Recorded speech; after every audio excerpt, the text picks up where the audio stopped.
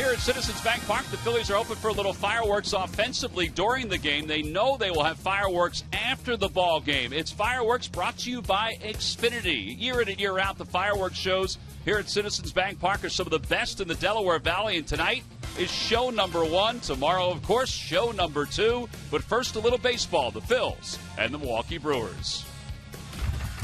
Hi, everybody. I'm Tom McCarthy. I'll be joined in just a little bit by Matt Stairs and a little later on by Greg Murphy. Well, the month of June has not been a great month for the Phils on the field. Just 8 victories for the Phillies. Offensively, they're middle of the road. Pitching-wise, their starters, well, they've really struggled during the month of June.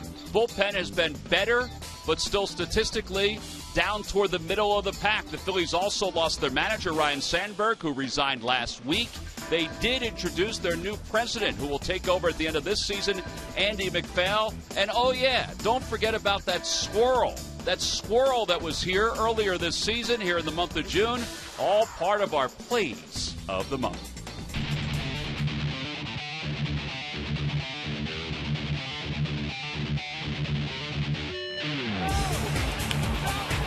Third, Franco charges, has it, throws on the run. What a flip! In time to get Todd Frazier. He can hit it and he can pick it. Out toward the middle, and Galvis gets to it, throws quickly to first. In time! What a play by Freddie Galvis. Now it's hit towards second. Diving stop, Utley high in the air, back to his feet. In time, what a play!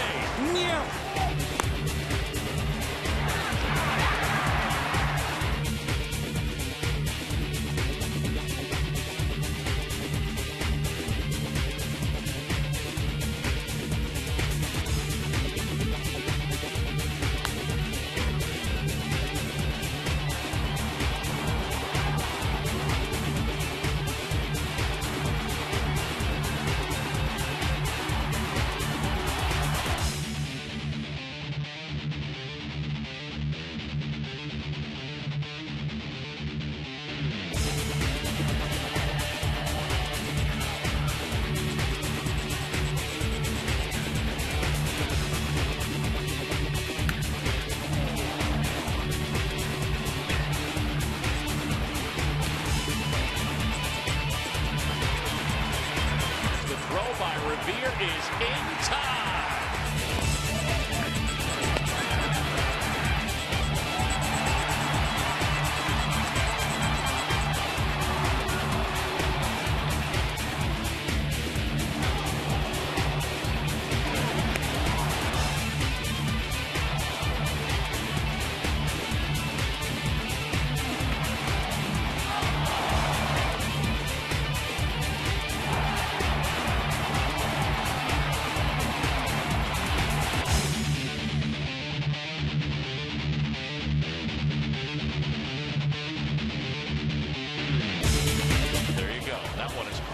To left field, going back on it is Young, and the Phillies have taken the lead here at the top of the first inning. Out to right field, Beltran over toward the corner, it may have it, he does! 3-run opposite field home run for Mike Alfranco. And he hooks that one into right field, the ball game is over, and the Phillies' 7-game losing streak is over. The 1-0 is pulled toward the right side, Votto's got it. And the flip is off the glove. Coming home is Ashe. The Phillies are going to win the ball game. Down 4-0 at one point. They tied it in the ninth, and they win it here in the bottom of the 11th inning. Freddie Galvis doesn't get a hit, but he gets a celebration.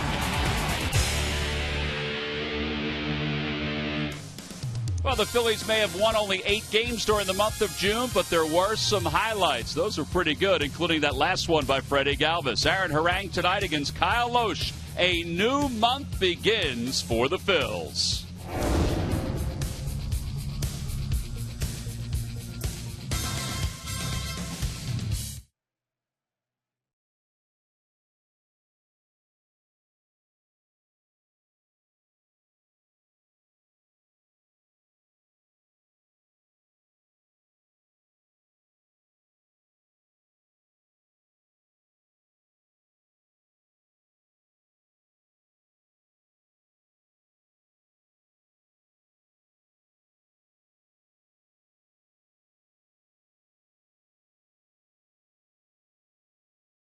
about ready to get underway. Aaron Harang just finishing up his warm-up tosses out on the mound. Gerardo Parra is coming to the plate. Let's take a look at the Brewers lineup, brought to you by Xfinity, the official entertainment provider of the Philadelphia Phillies. Parra will lead it off, then Scooter Gennett bats second. Ryan Braun hits third, followed by Adam Lind and Carlos Gomez. Aramis Ramirez, he's been red hot. He'll bat sixth in the bottom third of Perez, Maldonado, and Loesch. And they will face Phillies right-hander Aaron Harang, who is 4-10. And man, did the season take a turn for him, Matt. Since the 14th of May, he has not picked up a win. All about location. And it's very key on every pitch he throws with the location of his fastball. You can see the Budweiser scouting report, 5-pitch pitcher, making his 27th start versus the Brewer crew. And since it is Canada Day, he's averaging 143.7 kilometers an hour on his fastball. First pitch of the night is up high. It's 1-0. Yeah, happy Canada Day, Matt. Thank you. We're shooting off fireworks in your honor. As they should. Later on. 1 ball, no strikes to Parra, and he hits the next pitch foul off the third base line out of play. Parra 2 for 7 in this series. He's batted leadoff, and then last night he batted down in the order. No, back to leadoff.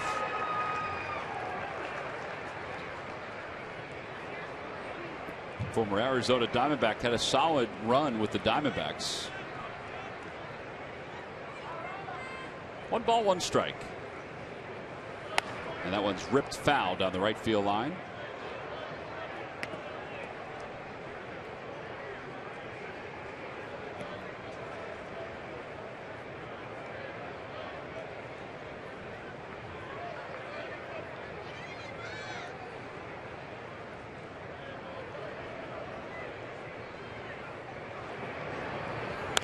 Another foul ball, this one off the first base side. So it remains 1 ball, 2 strikes to Parra. I like it back. I'm sorry, Tom. I like it backing up back-to-back pitches with fastballs inside. First would be an 88. That one there a little harder at 91. Establish that fastball inside.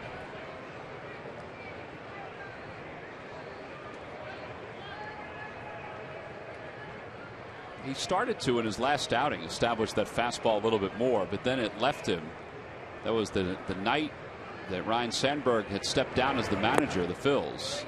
2 balls and 2 strikes. Part of that 3-game series against the Nationals when Pete Buchanan took over. Phillies are 1-3 under Pete so far. 2 balls, 2 strikes. Fly ball, left field. It's not deep.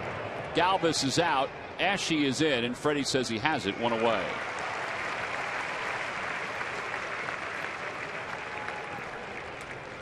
Well, the Philly Phanatic's been red hot during the course of this series, but the Brewers bat boy stole his keys. And that caused the Phanatic to have a little bit of a meltdown initially. Then he pleaded for his keys back. Then he took a hostage. I'm not sure that was going to help. Oh, there we go. And then he realized he had a second set of keys. Here's Scooter Gennett, and he lofts one down the right field line. That is a fair ball going to the corner, and Gennett will go to second base with a 1-out double. 4th double of the year for Scooter Gennett. Well, time of day for the Nissan keys to the game, and key number 1 for me is Harang has to start throwing his cutter more. He's been throwing a lot of 4-seamers inside. Last outing he threw 1.1%. And Ruiz build off yesterday's home run. You found something with your hands, you're feeling pretty good. Muscle memory. So, and they also looked very relaxed last night.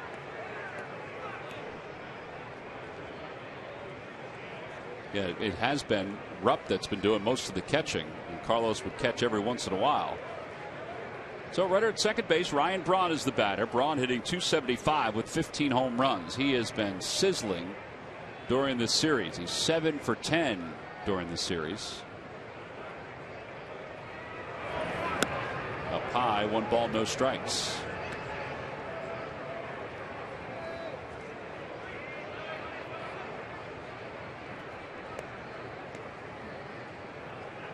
Ryan Braun hit 19 home runs all of last year. He has 15.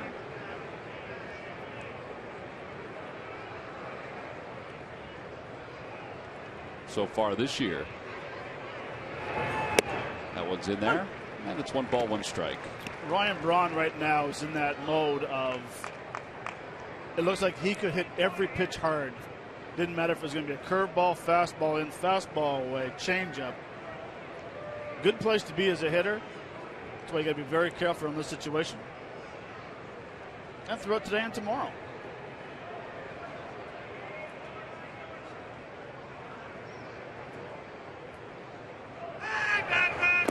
Outside it low, and it's 2 balls and 1 strike.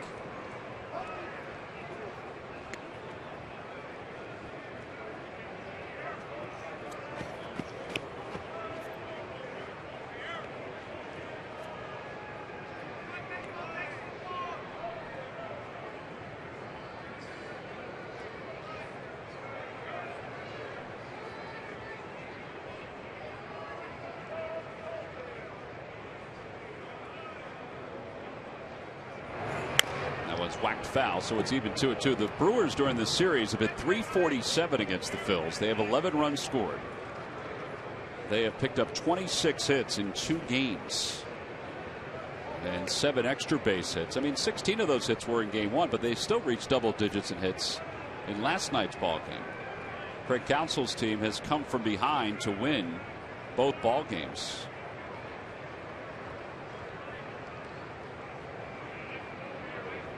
Two balls, 2 strikes to Ryan Braun. That one's out towards center field. It's well hit. Going back on it is Herrera to the track, to the wall. He's got a beat on it, makes the catch. 2 outs, and the runner goes to third.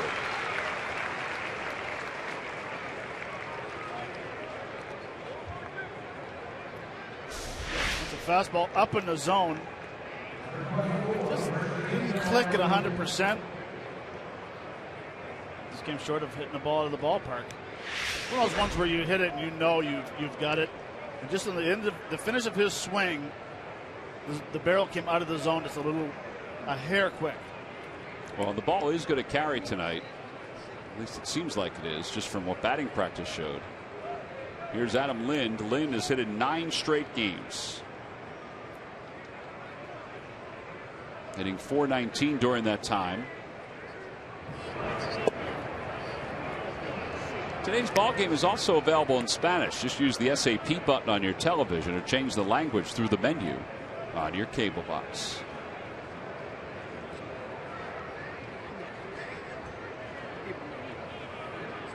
One ball, no strikes to Lind.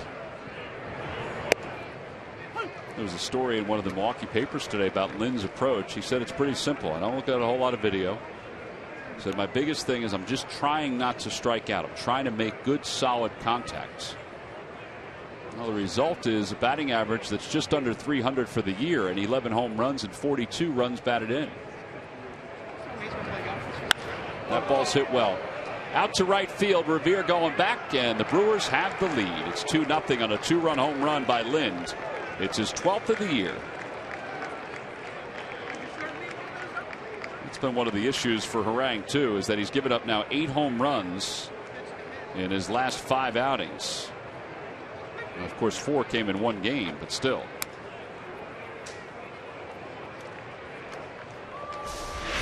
Well, if you're going to miss with the changeup, this is not an area where you want to miss with the changeup. Not over the plate, thigh high. Like you said, Adam Lind, very simple hitter, and wants to hit the ball hard.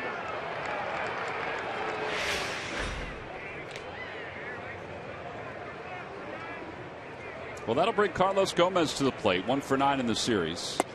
And he takes on the outside corner.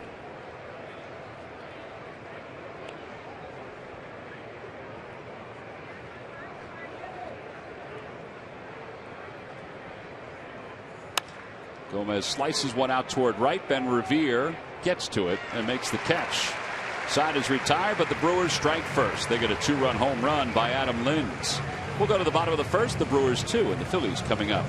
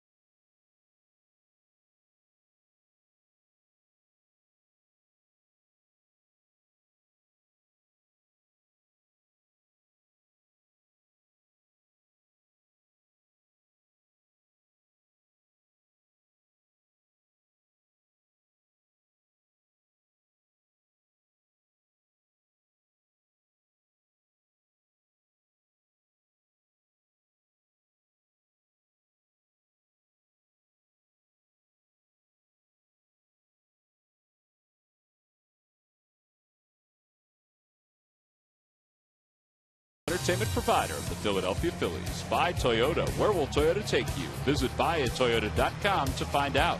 Toyota, let's go places. By Citizens Bank. One deposit checking. Keeping things simple is helping you bank better. By Budweiser. Make a plan, make it home. And by Independence Blue Cross. Live fearless. Learn more at IBX.com. Back here at Citizens Bank Park, the Phillies trail at 2-0. They've given up a lot of runs in the first inning of games during the last several weeks, actually during this entire season. Let's take a look at their lineup. It's brought to you by Xfinity, the official entertainment provider of the Philadelphia Phillies. It'll be Revere, Hernandez, and Maikel Franco. Ryan Howard, the first baseman, bats cleanup. Cody Ashley hits fifth. Carlos Ruiz will bat sixth, followed by Herrera, Galvis, and Aaron Harang. They will face veteran right-hander Kyle Loesch, who's 4-9 on the year. His earned run average is quite high at 6.28. Now he can give up some home runs. Yes, he can, and just like, you know, most pitchers got to be perfect on the corners. He doesn't overpower guys with his fastball. And you can see the Budweiser scouting report, 88-91, four-pitch pitcher, making his 16th start, and the league is hitting .342 versus his fastball. Wow. There have been some stories recently about the possibility of them trading him before the deadline, along with Matt Garza. But with an earned run average as high as it is at 6.28, I'm not sure if anybody will take a chance on him or not. 1 ball, 1 strike to Revere. But if you are a playoff team, he has playoff experience. 6 years in the postseason, a 2-5 record. He has appeared in 13 games and 8 starts. 2-1 pitch to Revere. And Ben hits it out towards center. Gomez froze for a moment, but will make the catch.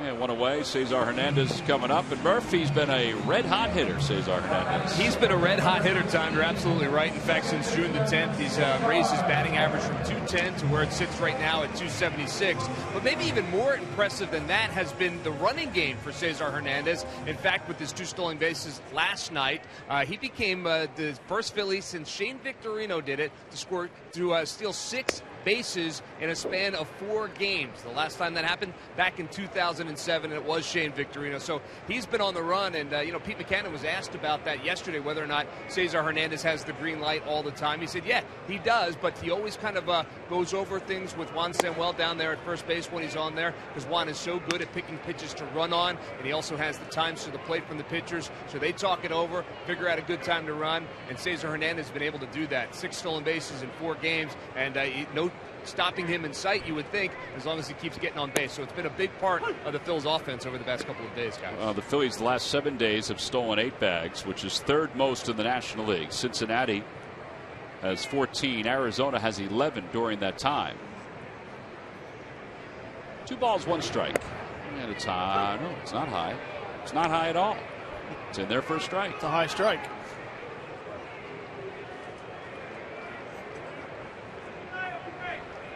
Adam Mamare is the home plate umpire. Chip Gibson at first, Mark Carlson at second, Mike DeMuro at third. And a strike 3 called. And Hernandez is down looking. 2 outs here in the first.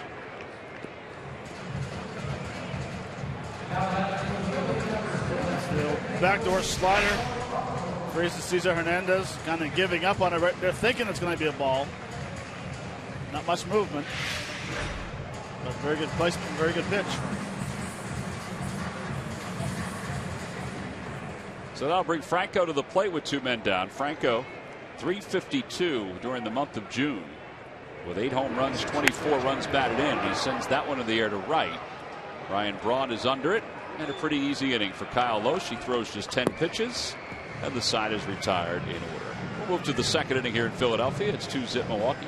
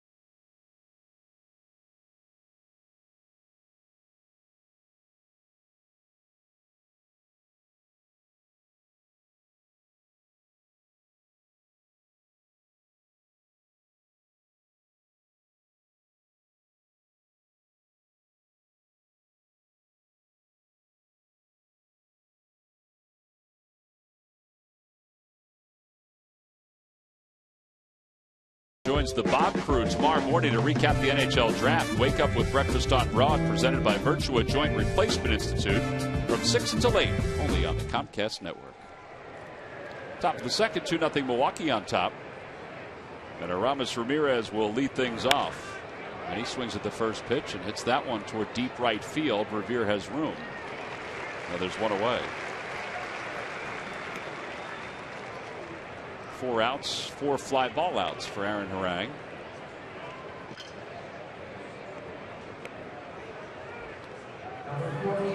Which is something I don't think he wants to get into the mode of having a lot of fly ball outs.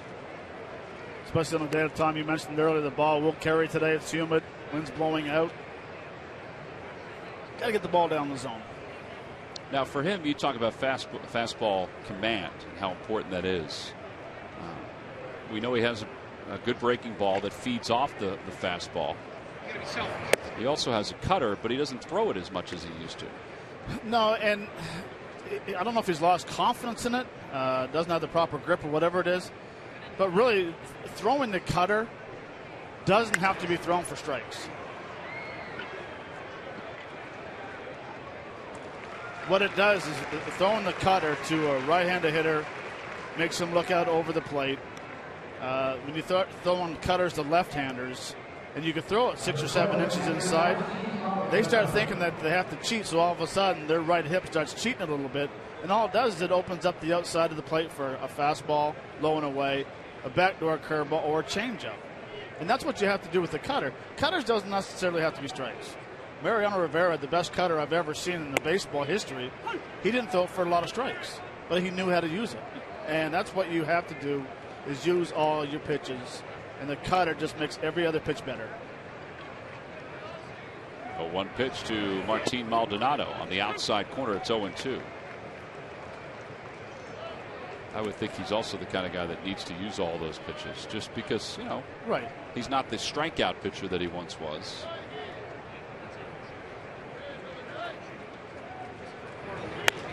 Another one out toward right field. Revere on the run, and he can't get it. He flags it down on 1 hop, and that'll hold Maldonado at first base.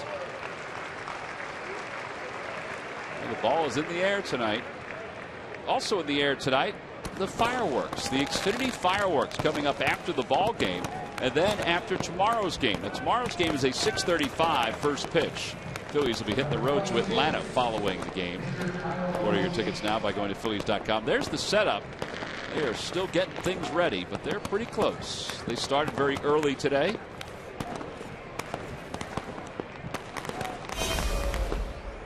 Now Loesch takes a strike. It's 0-1.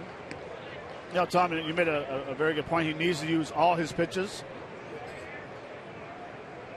2015, his curveball, he only uses 4%, and his cutter at 5% now. So basically, he's becoming a 3-pitch pitcher. Now compared to 2014, where the cutter was used the cutter 10% was used of the time? 10% of the time. Everything was doubled in 2014.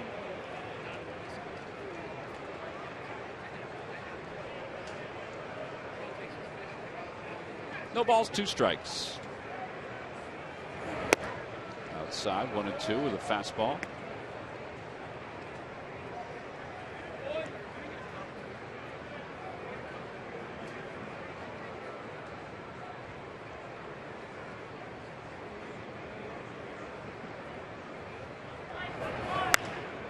And Loesch serves it down the right field line. Revere will give it a peek, but it's out of play.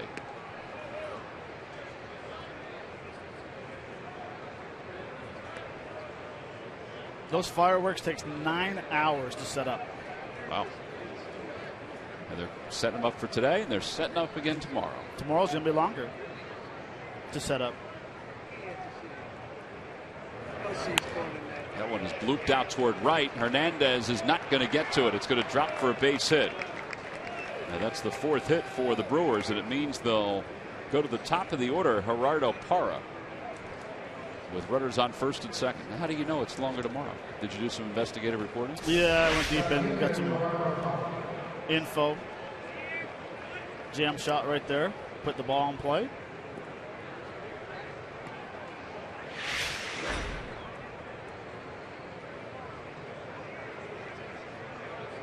Parra was retired in shallow left field by Freddie Galvis on a fly ball.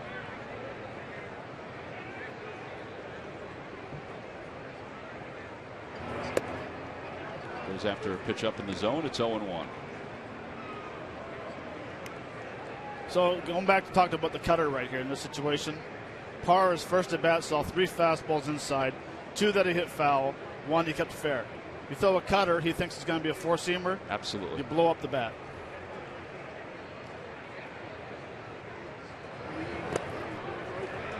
The idea of the cutter is that it looks like a fastball, but then it just shifts lanes as it goes toward the plate. That's why we call the cutter a lane changer.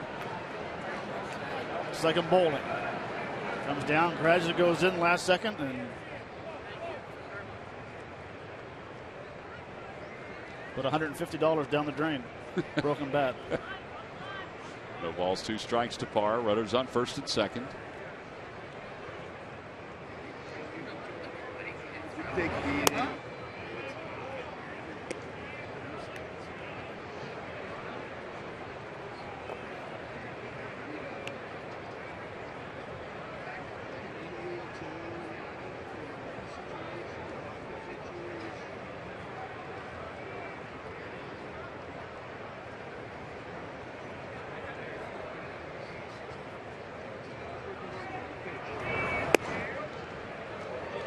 That one missed inside. It was another fastball. It's 2 balls and 2 strikes. So 32 pitches, 23 strikes for Harang. There's a lot of couple of hits here with 2 men down after allowing 2 runs in the first.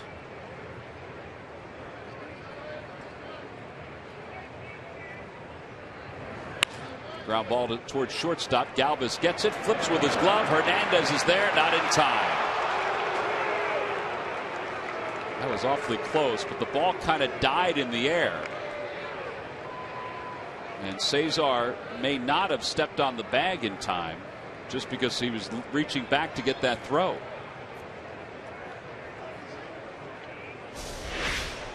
Yeah, I think right there it kind of slowed him up a little bit. He just comes a little short. Oh, yeah, he did. Touching the base. Now, he eventually got it, but Loesch was already on the bag.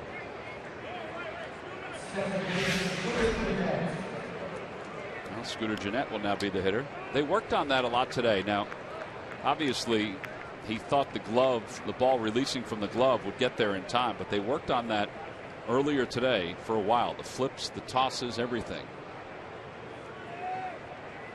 He probably had time to stop and just flip it. He did. Gennett a check swing, foul ball, 0-1.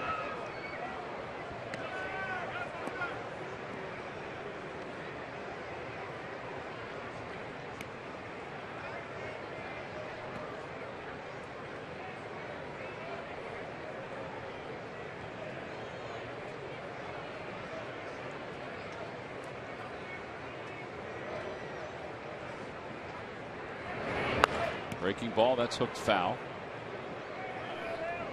No balls, 2 strikes.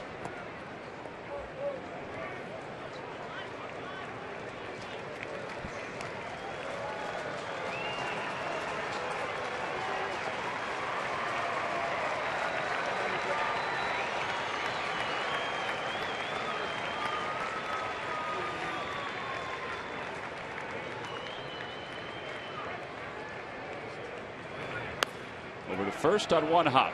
Ryan Howard's got it, and the side is retired. So Harang leaves them loaded here at the top of the second inning. 3 hits for the Brewers. Middle of the second, 2-0 Brewers.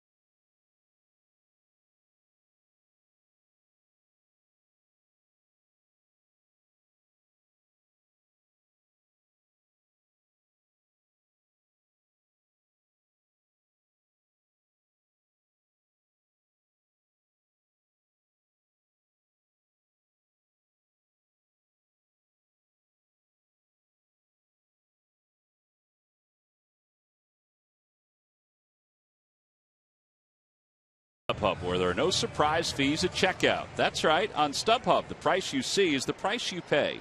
StubHub, the official fan-to-fan ticket marketplace of Phillies.com. Bob McClure, Carlos Ruiz chatting probably about pitch selection and how Harang looks, how he thinks he feels. We'll go to the bottom of the second. Ryan Howard takes a breaking ball outside. It's 1-0. Phillies have allowed 60 first-inning runs, including the 2 tonight, which is second in Major League Baseball behind the Chicago White Sox.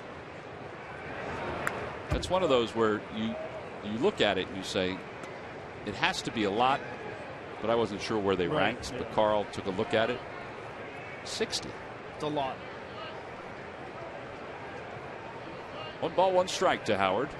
3 infielders on the right side. And he hits that one toward first. Fielded on the hop by Lind. The Lucky McDonald's Phillies home run jackpot contestant is Frank Widows of Coatesville. Phillies hit a home run in today's ball game. The Big Frank's going to win $100.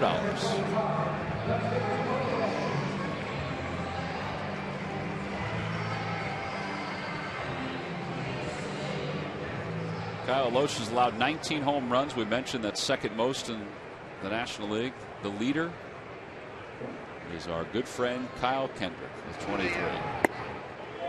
They appeal, and as she went around, it's 0-1. Well, and I was checking the numbers out on Kyle Loesch today, breaking them down, and he's been getting hit with the fastball. That's the reason why the league's hitting 342. He's given up 9 home runs this year on fastballs. 6 home runs on the slider, 1 on a curveball, and 3 on changes. The 6 on the slider, that seems to be high, don't you think? Yeah, and I would think the majority of those would be the right-handers that were hangers. Another one to the right side. This one to Jeanette. 2 away here in the second. And that'll bring Carlos Ruiz to the plate.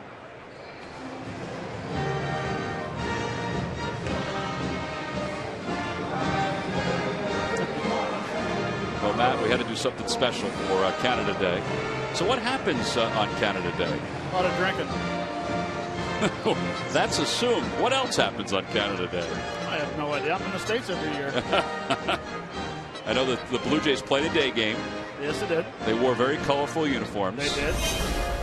Don Cherry wore a very impressive blue sports coat with the Canadian flags all over it. What was he doing? Why was he wearing that? Do the first pitch out. Oh, he did. Don Cherry can wear whatever he wants. No. I just didn't know if he was around the house because it's not hockey season. No, he threw the first pitch out. Okay. They put a thumping on the Red Sox, 11-2 today. So that's what happens on Canada Day? You put a thumping on the Red Sox? We were up there a couple of years ago on Canada Day. Quick story is when I was with the Blue Jays and we went to Seattle, Washington for Canada Day. So we're playing in Seattle. It's Canada Day. All the fans come down from British Columbia, Alberta to visit. My sister, who was an RCMP officer, was asked to an RCMP officer was asked to go on the field to represent Canada. So she came down, and her and I were standing at the third base bag together. Oh, that's cool. Representing Canada for Canada Day. So. All right, I'm going to sound really dumb. Royal Mounted. Is it Royal Mounted Police? Yes. Okay. Royal Canadian Mounted Police. That's what threw me off there. Police officer. Well, here in America, we have that.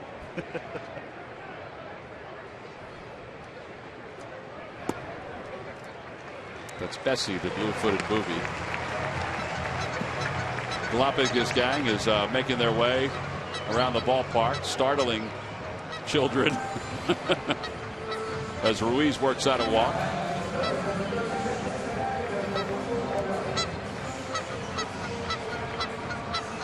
For some folks, it's their first interaction with the Galapagos gang. Just stay away from Iggy. There's Odubel Herrera. Odubel played last night as a defensive replacement, a double switch. He finished up June with a .261 batting average. Now, that's with far less at-bats than normal. Or I should say than what he was normally used to in the first 2 months. He hits this one skyward to center. Carlos Gomez takes care of it. So Loesch allows a walk with 2 outs, but that's it. Phillies leave 1. We go to the 3rd. It's 2-0. Milwaukee on top.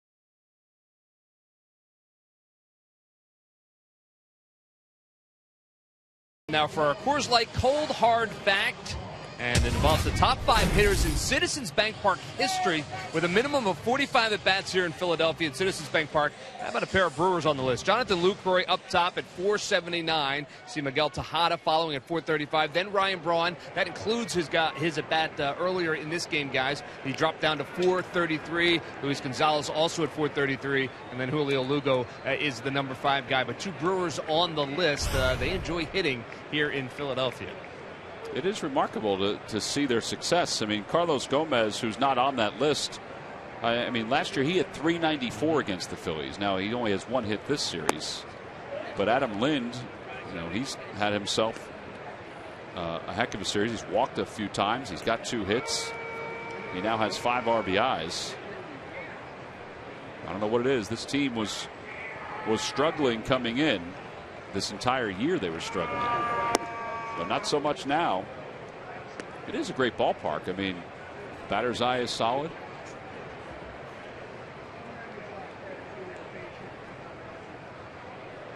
I mean, it's a tremendous ballpark to hit in.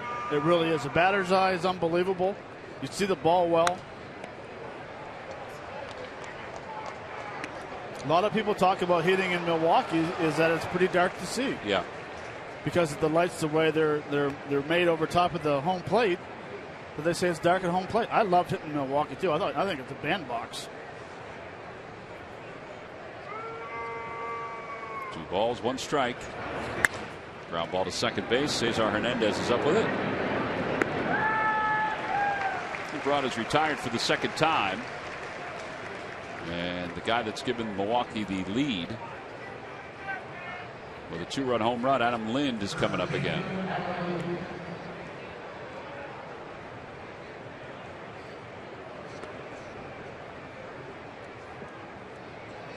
They may not want to trade him because he's had such a good year, but I think there's a team out there that could use this guy for the stretch run. I think there's an American League team that could probably use him for the stretch run. Teams are still trying to figure out what they do need and what they don't need. Well, those teams better hurry up and make the decision, because next thing you know, the trade line is going to be here and gone. On the outside corner, 1 ball, 1 strike.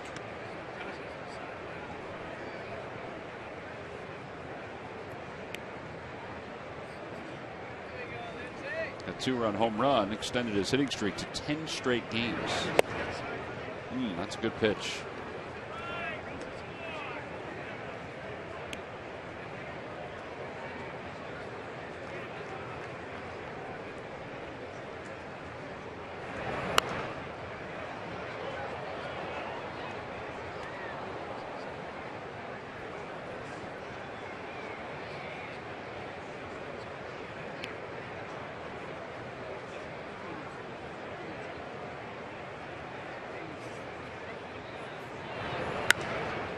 Another foul ball. This one down the left field line.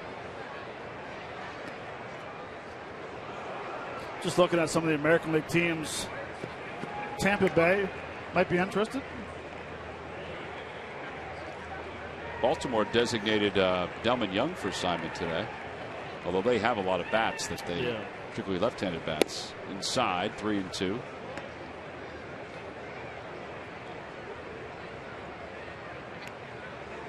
St. Louis Cardinals. Albert's done for the year.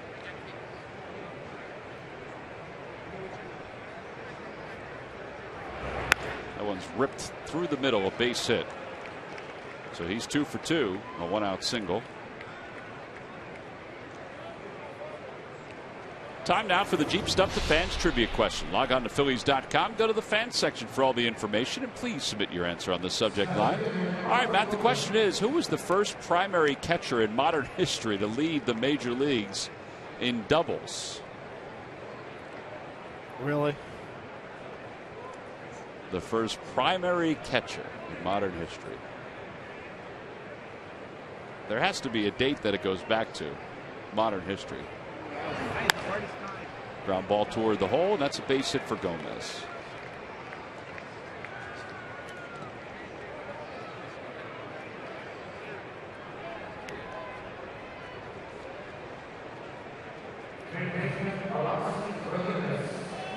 Our understanding is that it goes back to the year 1900, Matt. Well, Tom, I'm not even going to waste my time even thinking about this question, because I know the answer. Oh, you do? No. No. Well, you can do what you normally do. You can look at both teams, figure there's a tie somewhere. Not a tie, meaning there's two, just a tie in. Aramis Ramirez the hitter, and Ramirez takes at the knees, 0-1.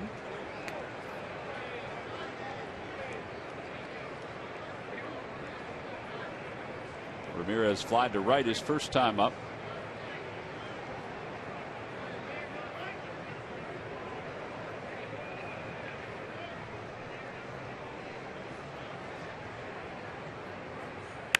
That one's down the left field line. Boy, he just keeps on hitting. That's going to go all the way to the wall. One run is in. Gomez really hustling around third. He's heading for home. Galvis' throw to the plate, not in time. A 2-run double for Aramis Ramirez. Make it 7 RBIs in this series alone. And he didn't even start one of the games. And it's 4-0 Milwaukee.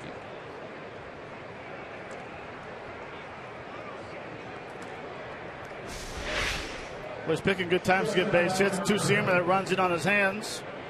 Tucks his hands in and drives it to the left field. And you were right. Carlos Gomez was absolutely flying at first base. Put himself in position to score. It was an easy decision for Ed Cedar over at third base. Hernan Perez, and he swings at the first pitch. It's 0-1.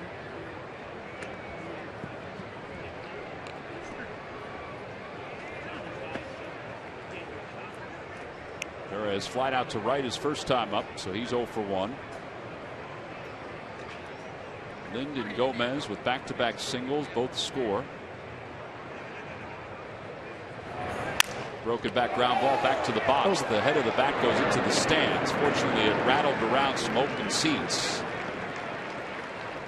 1-3 on the putout, 2 outs. Well, that bat, I mean, there's a screen that's right near the on-deck circle, but it hooked right around that screen. Everybody's okay, though, it seems. Thank goodness. And that's why, and I don't care what people say. I don't care how much the seats down there cost. That is why you need to have screens to the end of the dugout. Look at the bottom right corner of the screen as it whips around. Right.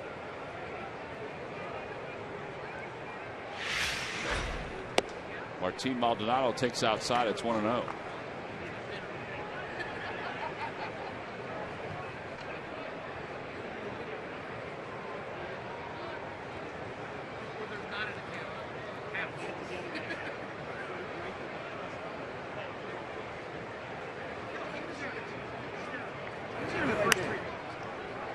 Ball 1 strike to Maldonado. He singled to right his first time up.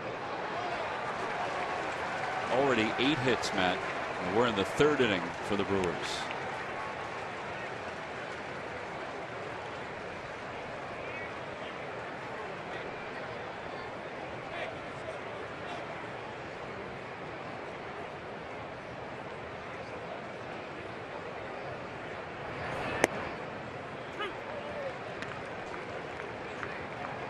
Well, I think it's safe to say that the Brewers are locked in. Yeah, they are. They're hitting mistakes.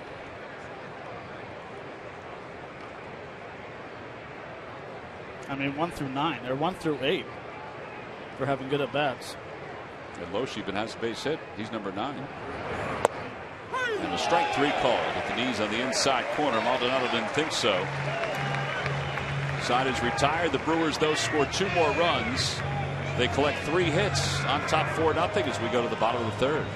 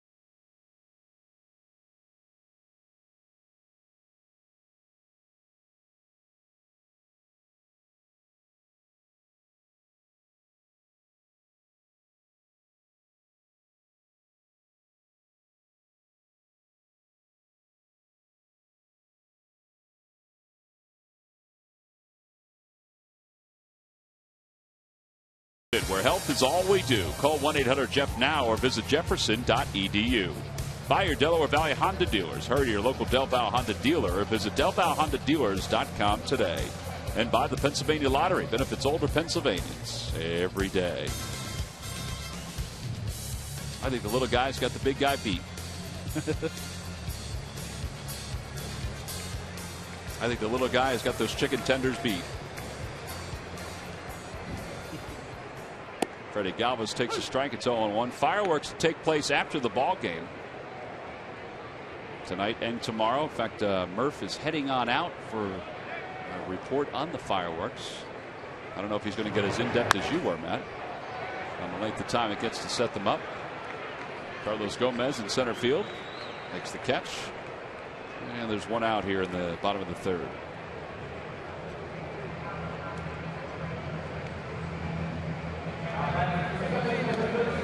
That'll bring Aaron Harang to the plate.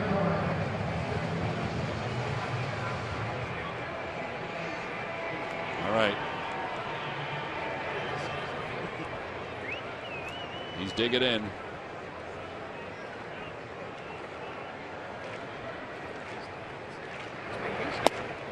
Outside corner, it's 0-1.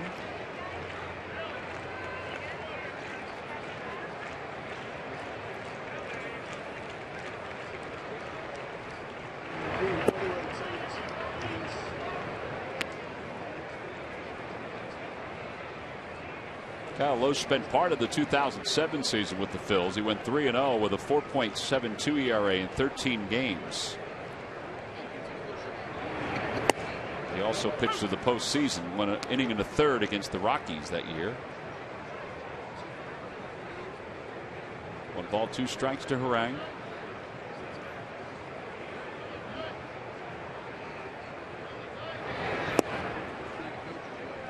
Really did his best work, though, when he was with the St. Louis Cardinals. His numbers were really good with the Cardinals. 55 and 35. 20 games over 500 for St. Louis. There's a line drive out to center field. The first hit of the night comes off the bat of Aaron Harang.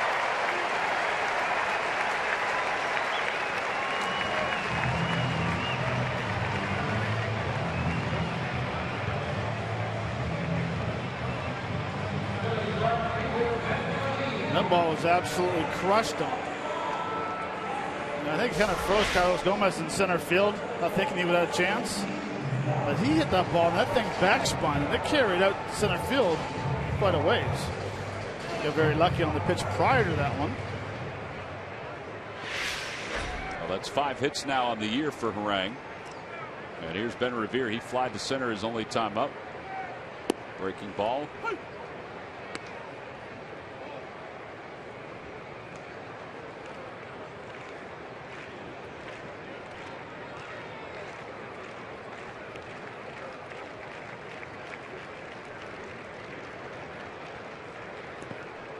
Changeup. Another breaking ball.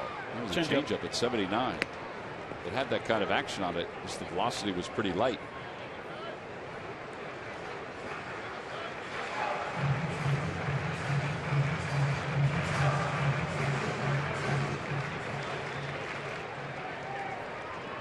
He did not have a particularly good month of June. He was 1-3 with an ERA of 5.83.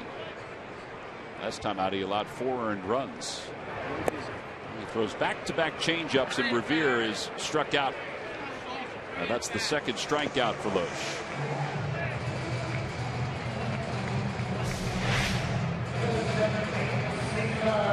Start with the French fries. That's always a good way to start.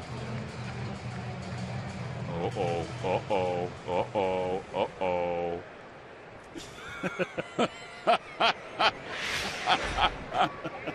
Oh, man, that was outstanding.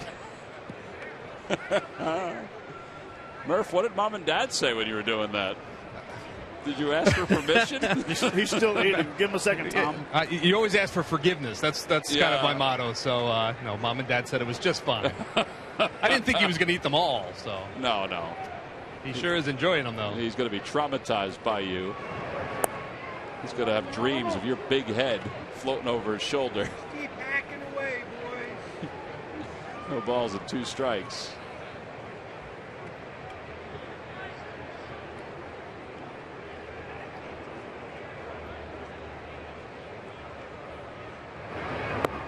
Another changeup.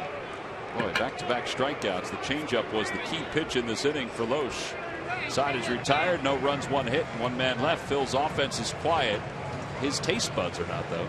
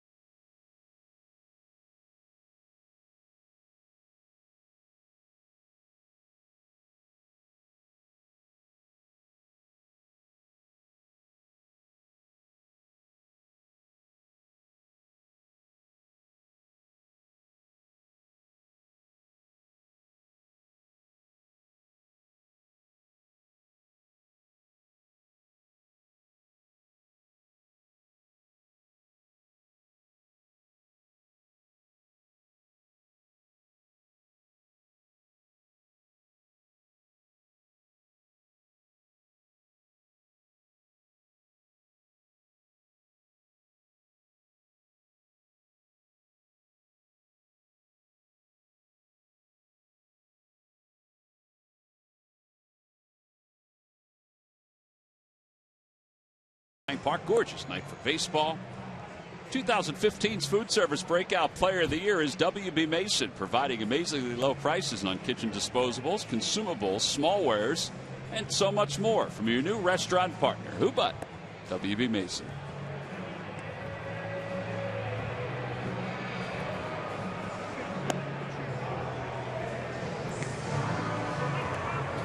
Aaron Harang does not have to abide by the clock because he was on base when that inning came to a close. Folks try to get themselves on Fanavision here at Citizens Bank Park. Why wouldn't you?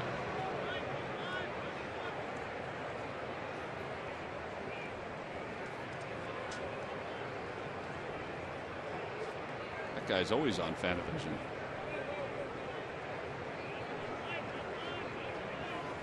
Loesch leads it off, fouls the first pitch back. Into the sweet level, it's 0-1. Kyle's always been a good hitting pitcher. Very good athlete.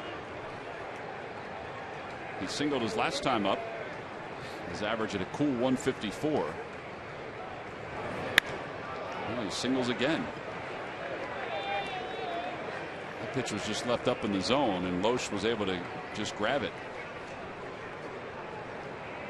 So the pitchers combined are 3 for 3 in this ball game.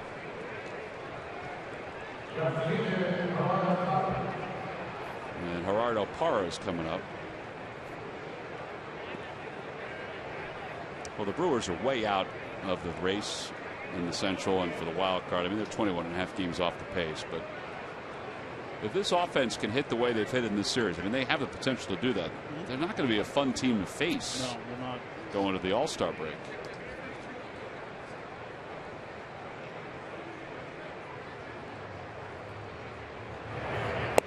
I mean, it's shocking. Would it shock you if I told you that they are 14th in the National League in batting average? Yes. That's where they're sitting right now. They're 14th in batting average. No, I mean, basically, we're going off the last Absolutely. 2 games and 3 innings. Right. Outside, 1-1. They're 14th. The Mets are 15th. Mets are hitting just .233 as a team. San Diego is ahead of Milwaukee, and the Phillies are 12th in batting average.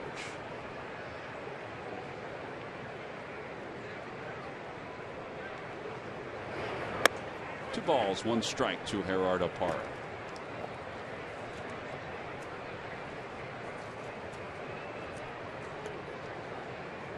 Scooter Gennett waits on deck.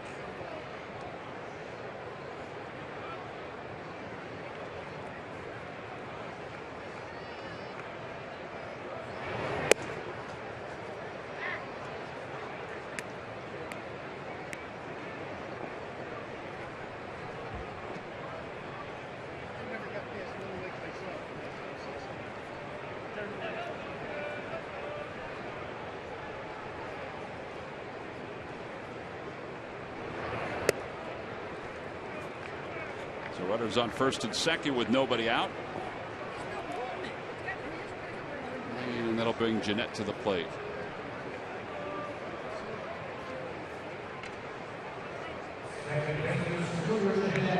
Probably gonna have to think about getting somebody up in the bullpen soon. I mean, it's 4-0. There's nobody out here in the 4th inning. Coming up on the 64th pitch.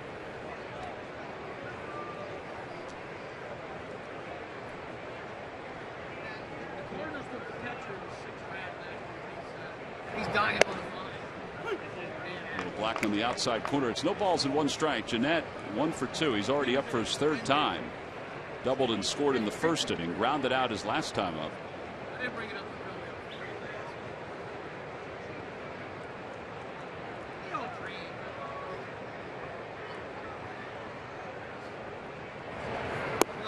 Good breaking ball, and it's 0-2.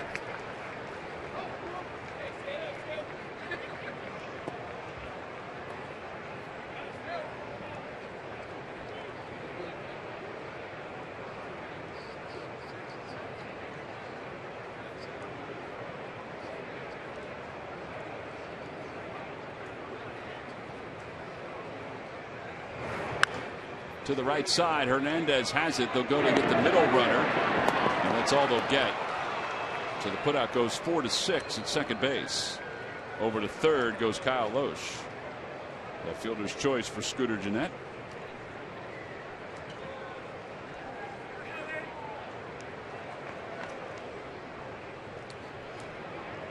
And that'll bring Ryan Braun to the plate. Saturday, July 18th is photo night here at Citizens Bank Park. Apple Vacations photo night presented by Now Resorts and Spas. A free magnetic photo frame for all fans. Get your tickets by going to Phillies.com. Get out early. Take some photos of your favorite Phillies players.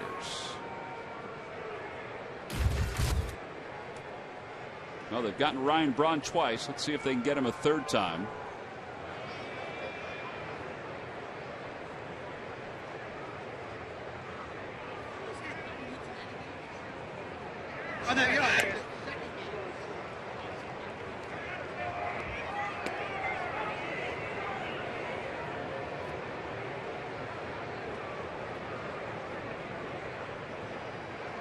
I like the first pitch of the location.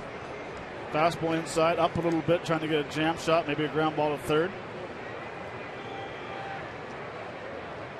Braun is definitely one of those hitters that wants to get his arms extended. Thinks right center most of the times.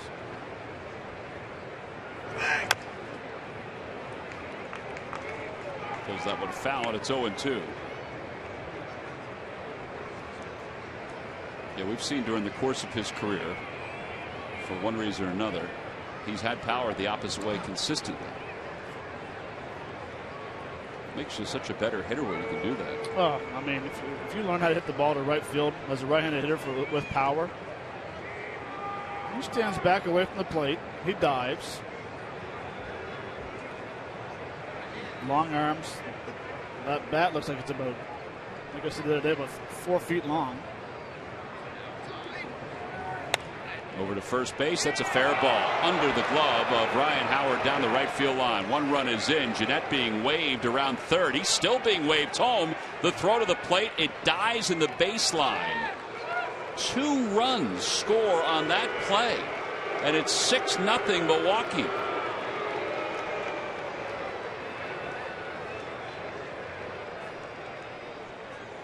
Well, we'll see how they score that one. It went off the glove of Ryan Howard at first. It's a breaking ball. Good location. Has him way out in front of it. Goes off Ryan's glove. I think that's got to be an E3, but we'll wait and see what the official scorer says. Ben comes up and right there. This just died. Just died. Yeah. Here's Adam Lind. He's 2 for 2. 6 runs on 9 hits. That one's out towards center field. Here comes Herrera. He'll make the catch.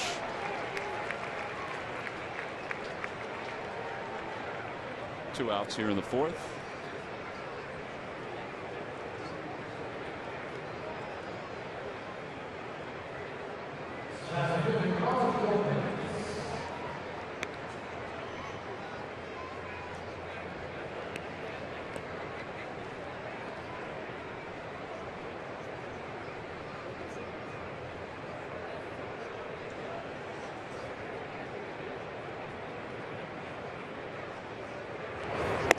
Swing and a miss by Gomez. 0-1.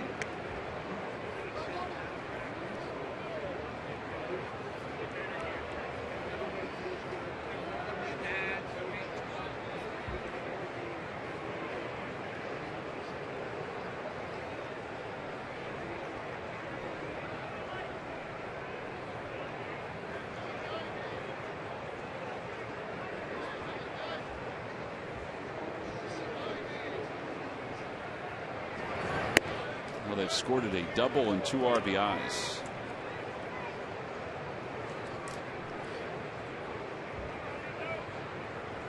There's a lot of debate, it sounds like, on whether it should have been. It was hit hard, but it was a ball that should have been handled.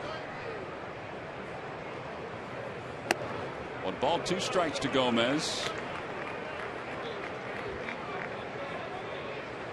I think Gomez was one of those kids when he was in Little League, they put dirt on top of his feet just to keep his feet from not moving around in the box. No, I think they said just get a bat and swing as hard as you can. Curveball. That one's lifted. Shallow right field. Cesar Hernandez says he has it. And he'll make the catch going away, and the inning is over. But 2 more runs score, both runs earned. Brewers lead 1. It's 6-0 Milwaukee as we go to the bottom of the 4th.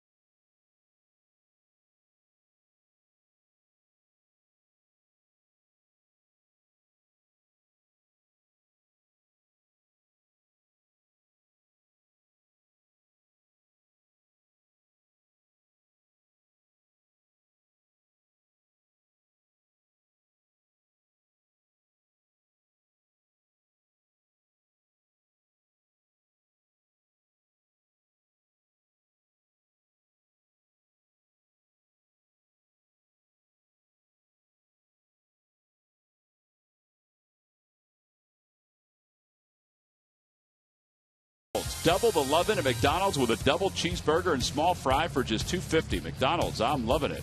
By Chevrolet. Visit your local dealer at ChevyDealer.com. And by Budweiser. Still brewed the hard way. This Bud's for you. 6-0 Brewers on top. We begin the bottom of the 4th inning. The Phillies have 1 hit tonight. That one's out toward right center field. Gomez coming on. He can't get it. That's 2 hits now for the Phils. Franco's thinking 2, and the throw is offline. And he'll get there. Leadoff double. 10th double of the year for Franco.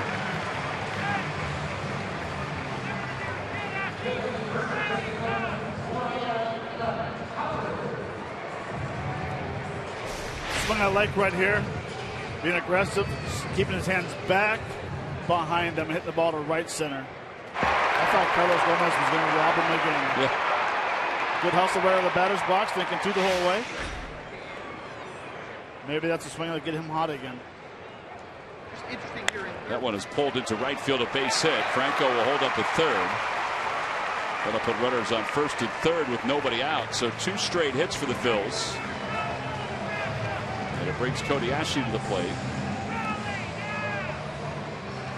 Well, if I'm a betting man, I'm thinking that Cody Ashley's going to see a curveball first pitch. 2 pitch, 2 base hits, 2 fastballs. Especially coming off last inning, striking out Rivera and Hernandez with 5 consecutive changeups.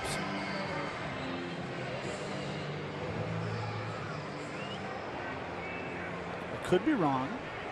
I think you're probably onto something. I'm thinking he's going to throw a curveball.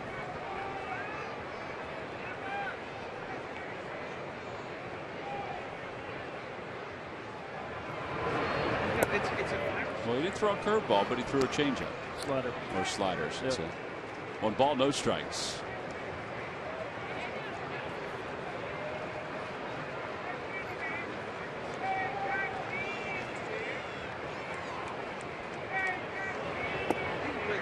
Outside, 2-0.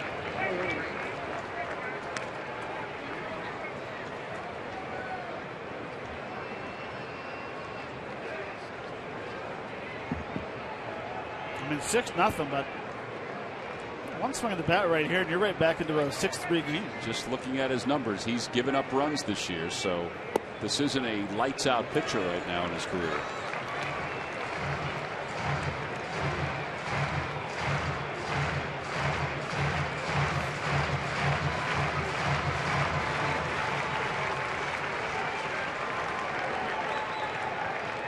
Three balls, no strikes to Ashe.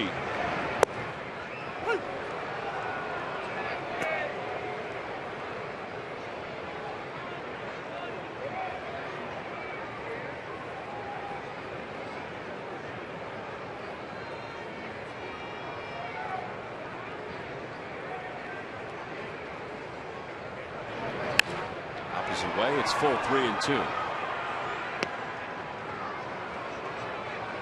Toyota Major League scoreboard. Marlins lead the Giants 3-1. D. Gordon a triple and RBI and a run scored. 12-game hitting streak. Now Paul Goldschmidt has taken over the league lead in hitting, but Gordon hasn't really slowed down too much.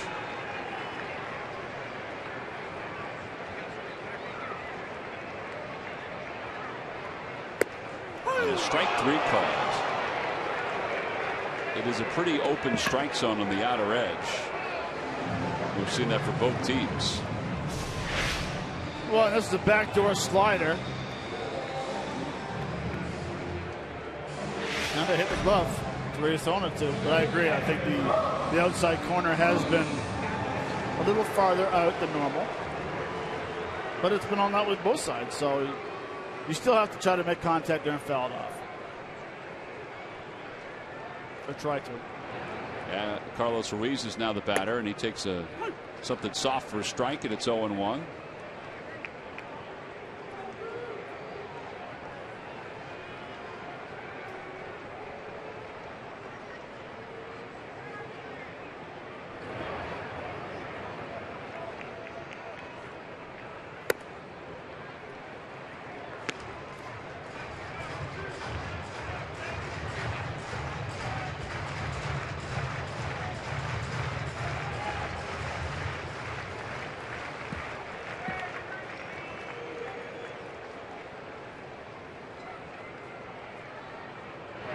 Outside, 2-1. Only 46 pitches for Loesch so far, with 1 out here in the 4th.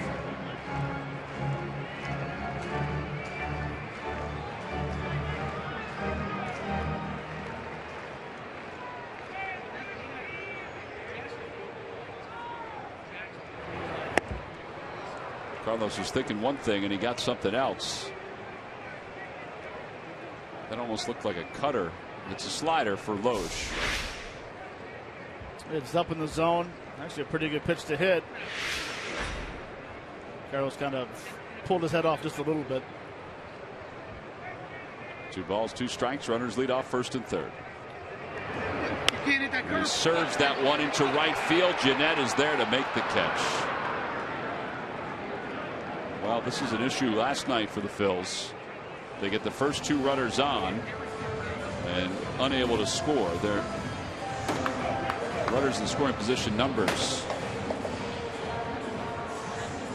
have been dramatically bad on this homestand. Just 1 hit last night with runners in scoring position. 14 attempts.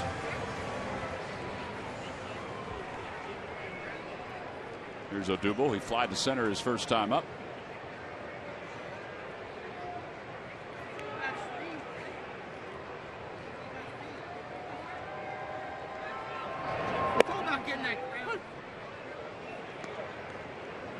And that 1 hit last night came off of the bat of Galvis, where Frenchie had to freeze at second base because the line drive hit the left field.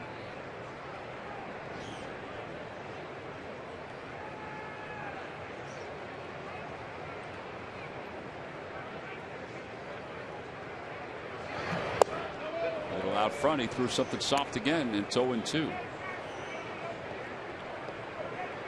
He's always had a good changeup, and it's been really good tonight. He's always been a very frustrating pitcher to face because it's a comfortable at bat, but you'll be like, man, afterwards you'll be like, I was 0 for 4 tonight.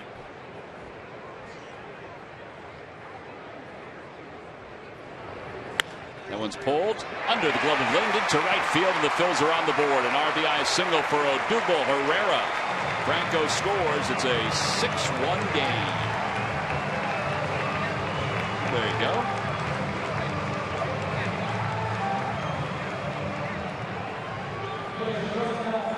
Torito's fan club is in the house tonight.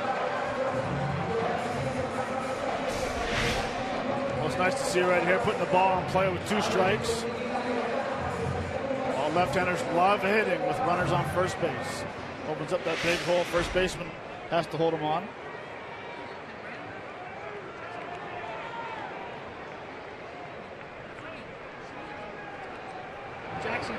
That one's pulled. Foul.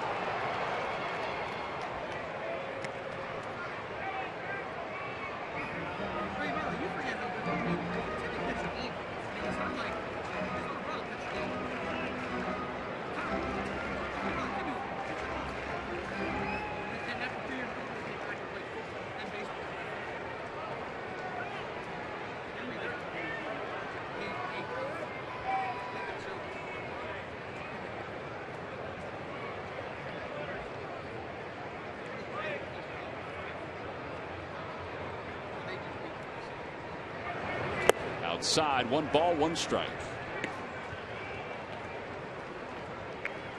Galvis hitting .259. Freddie was had 3 hits in the first 2 games of this series. He's 3 for 8 so far.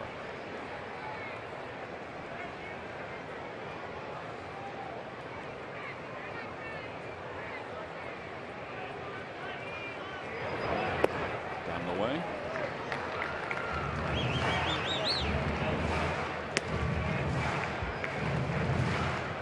Phillies baseball is brought to you by Budweiser. Budweiser is still brewed the hard way. This Bud's for you.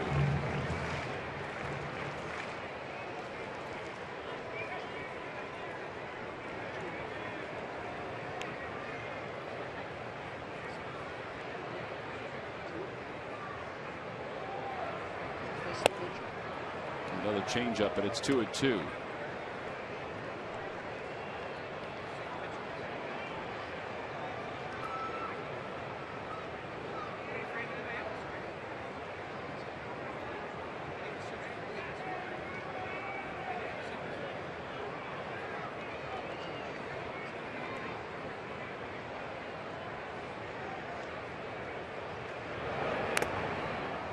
Galvis stays alive. Freddie fouls it off.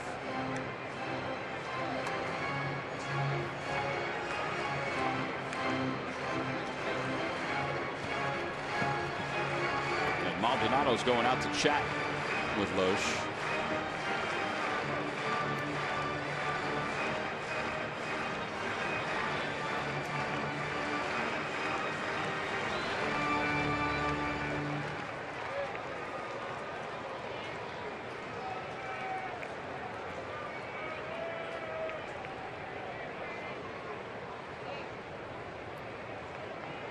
Thinking he would have to have a little quick conversation about 1, my ears are ringing, and 2, we need to change the signs up.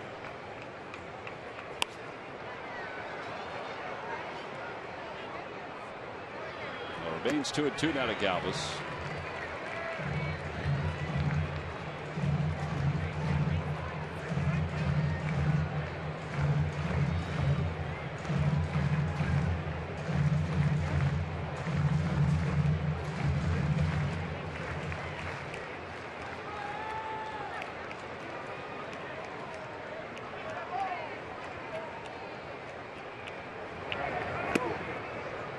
Will be off on this one. That'll give Howard a little head start. With the count full 3-2. He's not the easiest base runner to score from second base, but the combination of 2 outs and the count 3-2 will give him an extra jump off the bag. There he goes, and the pitch is lined into right field, a base hit. Howard's around third, being waved home. Braun kicks the ball. That allows Herrera to go to third. It's a 6-2 ball game. Heck of an at bat for Freddie Galvis. It's an 8-pitch at bat.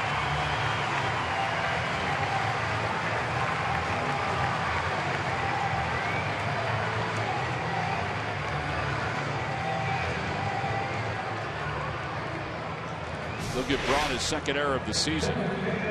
Pitch down the zone. Freddie stays back nicely. Sees the ball. Nice easy swing. Nice level swing again. Braun right there kind of peeks and bobbles the ball and allows Herrera to get to third base for 1st and 3rd situation. Orang singled his first time up.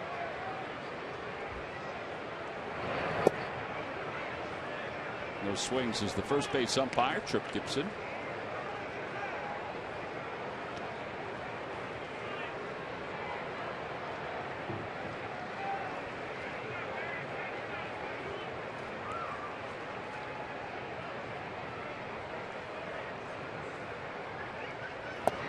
Ooh, good pitch. He had him twisting all kinds of ways, and it's 1 ball and 1 strike.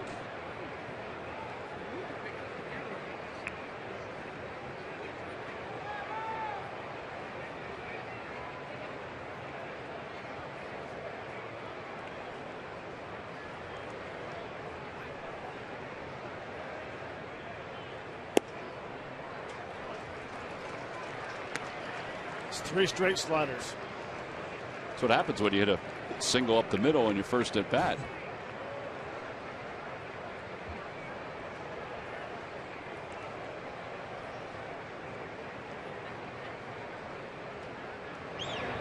broke his bat. He spins one out to second. Scooter Gennett is up with it. Side is retired. The Phillies, though, do get 2 back. They do so with 4 base hits. They leave a couple. We'll go to the 5th at 6-2 Brewers.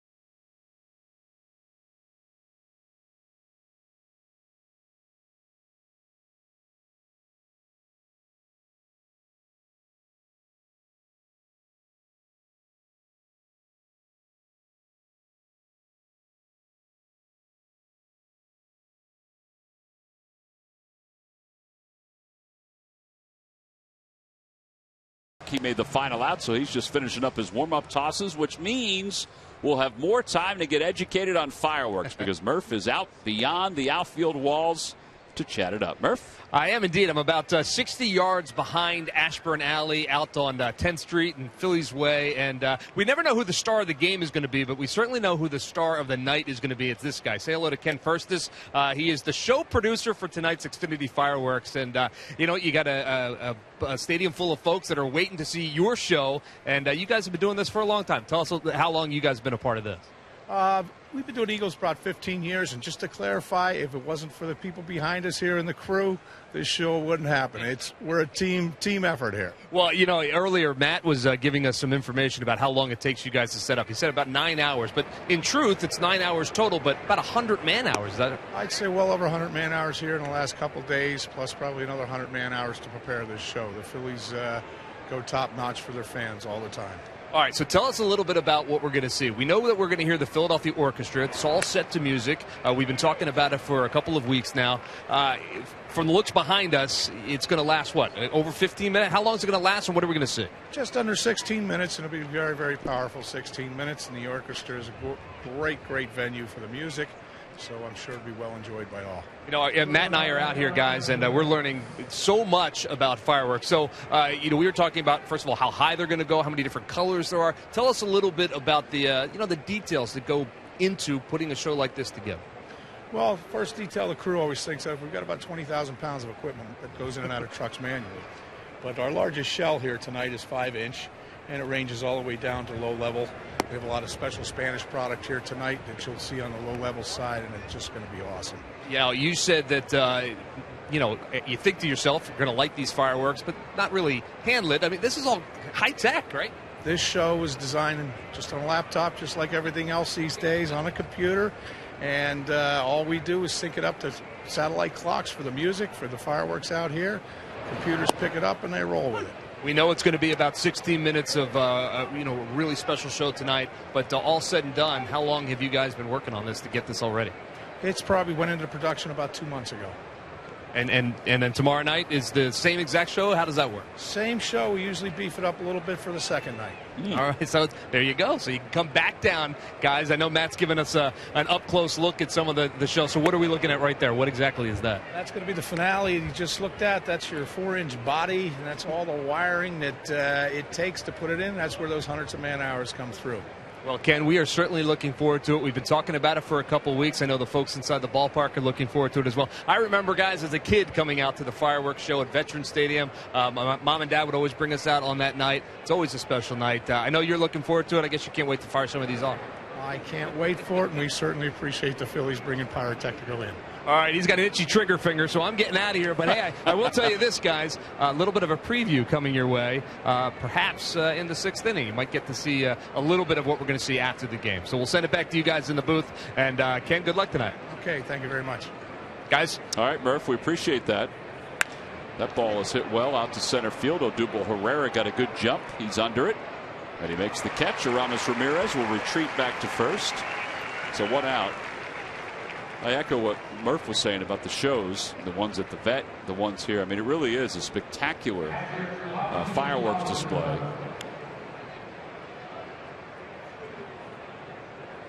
And we'll see them all weekend. We'll be down in Atlanta for the 4th of July. Here's Martin Maldonado, who is 1 for 2.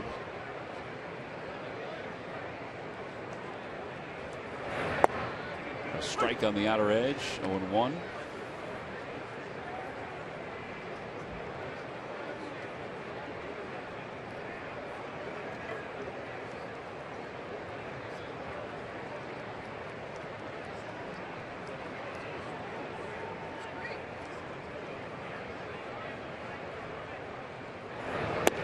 Breaking ball, and that one drops in for a strike.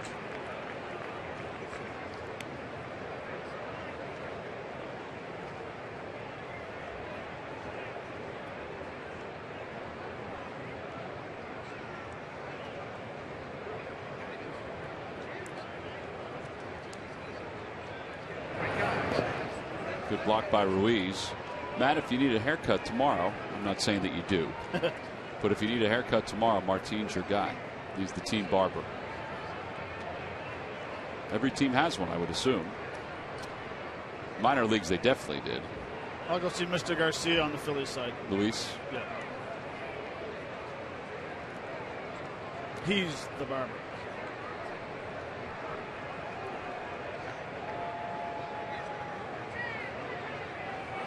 And the curved ball outside, 2-2.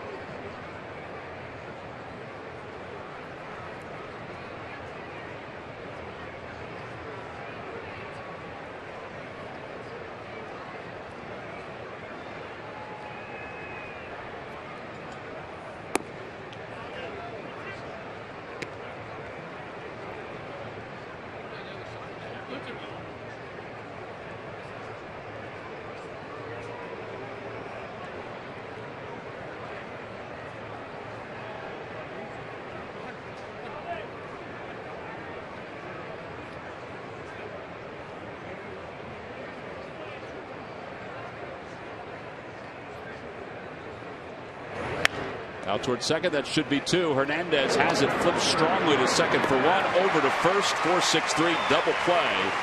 Side is retired here in the 5th inning. They do get a base hit. We'll go to the bottom of the 5th inning. The Phillies down by 4.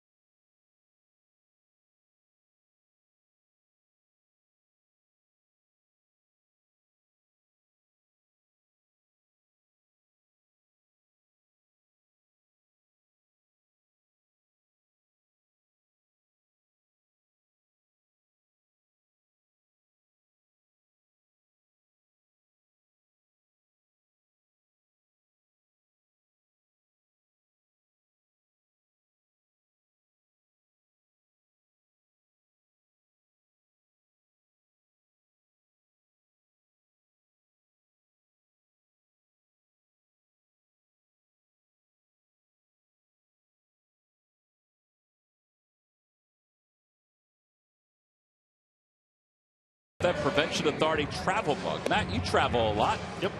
You need a mug. Yep. It's free to fans 15 and over, which you are. Go to Phillies.com to purchase your tickets. Brewers lead at 6-2, 6 runs on 11 hits. Phillies, though, down by 4. They got the top of the order coming up against Kyle Loesch. Did they start to crack Loesch a little bit in the last inning, you think? I think they were aggressive on the fastballs early. They had a situation first and third, did not score until 2 outs, which was nice. But I thought they had some better at-bats. He's going to make a mistake. Just a matter of connecting on it and making him pay. We mentioned that he was very successful when playing for the St. Louis Cardinals. A lot of that is attributed to Dave Duncan, their longtime pitching coach. Not that he was a reclamation project by any stretch of the imagination. He went to St. Louis with a solid reputation of a riser as far as a pitcher goes, but Dave Duncan sort of adjusted some things, and it didn't hurt that he had that offense surrounding him also. No balls, 1 strike to Revere. And Revere chops it to the right side. Scooter Gennett bobbles it, and Ben is aboard. So maybe that leaves the door open a little bit. That'll bring Cesar Hernandez to the plate, and our Geico quote of the day comes from Pete McCannon on Cesar. When you see part-time players, and perhaps at times they're not doing as well as you like them to do, you can see now the benefit, obviously, of playing on a daily basis. Cesar has been fantastic. We always felt he had it in him. It's been a long process. I think he's making a good statement for himself in the future. That one's out toward left field. Parra makes the catch. Now, Pete stepped short of some of those comments today when speaking with the members of the media, because he was asked about Chase Utley and when Chase would be coming back. And, he said that's up to, obviously Ruben and Chase. He didn't say that Cesar was going to be the second baseman when Chase comes back. He said he has too much respect, basically, and we're paraphrasing, for Chase and what he's done. But even before Chase went down, Cesar was playing a little bit more. He was.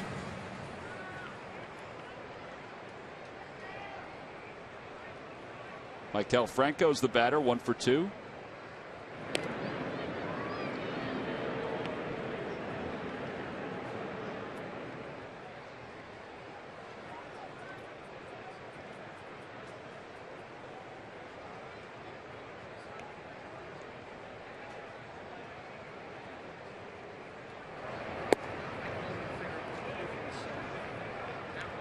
And Caesar he's had a very good last 2 weeks. He's been very hot swinging the bat. I like to see younger players, and by referring to younger players, guys with not a lot of opportunity to play, how they're going to bounce back second time around against guys and third time around. How are they going to make the adjustments on? Everyone knows that Cesar Hernandez can hit a very good fastball. Well, now lately, the last couple of games, we've seen more off-speed pitches. Correct. So it's a matter of trying to get yourself back in a situation where you're in a fastball count. But what I like is he brings energy. He brings speed. Revere goes, pitches outside. The throw to second base is in time. They got him right on the leg. No argument from Ben. Caught stealing. And there are 2 outs here in the 5th inning. That ball was tailing, but it was tailing right into the base path. Watch how the glove hits him right in the back of the leg. Nice job by Gennett. Yeah. Good call by the umpire, seeing that as well.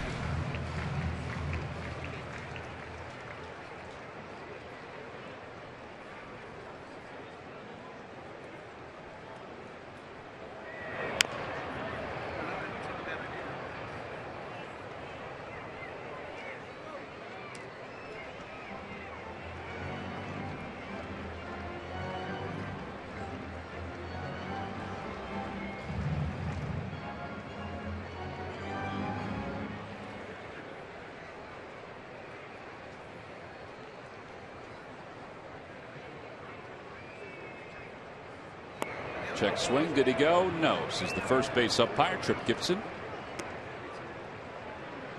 I do believe he may have gotten away with one here. Yes, he did. Just a little bit.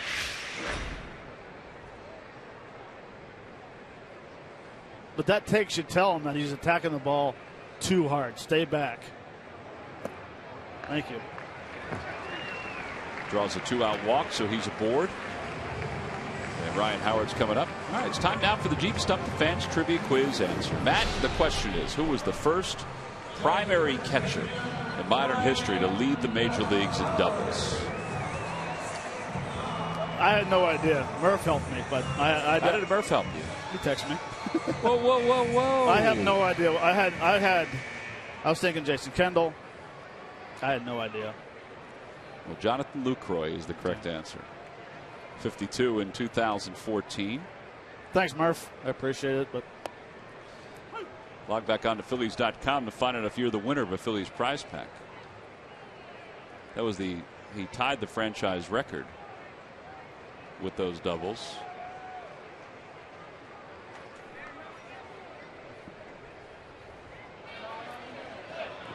that was probably the easiest question of all of them.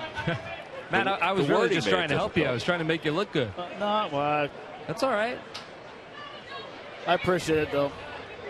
You got to get one wrong once a month. But not on Canada Day. This is your day. No, it's not my day. Well, we think it is. It's your day. We think it is, yeah. 1 ball, 1 strike to Howard. Murph, you're not really having a very honest day. You stole a French fry and you cheated on the Jeep Stump the Fans trivia question. Well, I don't look at that cheating because we're partners, so I was just trying to help my partner out. He normally doesn't need my help, but I sensed that he might tonight. Well, I was so... And since I mentioned it in last night's broadcast, I thought perhaps... Well, maybe you should be upset that he wasn't listening to you. 2-1 pitch. Thanks, There's Tom. a strike. It's 2-2. I'm not bringing you guys any fries. In honor of Canada Day, he's decided to wear the gray Blue Jays hat.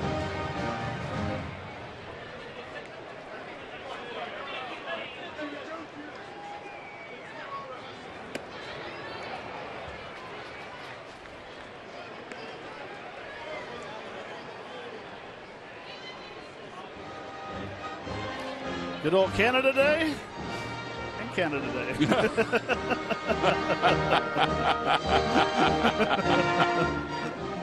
All right. 3 balls, 2 strikes. Franco leads off first. He goes. That ball is pulled out toward right field, but Ryan Braun was there. And he makes the catch to the side. He's retired. No runs, no hits. There was 1 Blue Jays error. Phillies leave 1. Brewers error.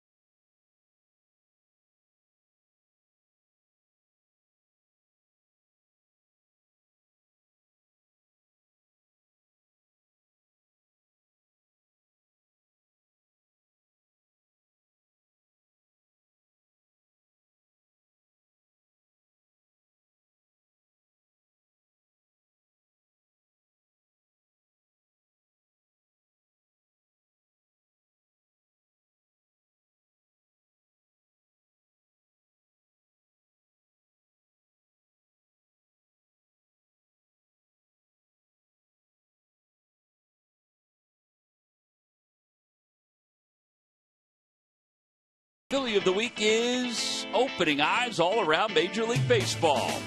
At third base, Mikel's glove has been sensational, and his arm is fired like a cannon when called upon. His bat has not disappointed anyone, swinging to an average in the high 300s during the month of June.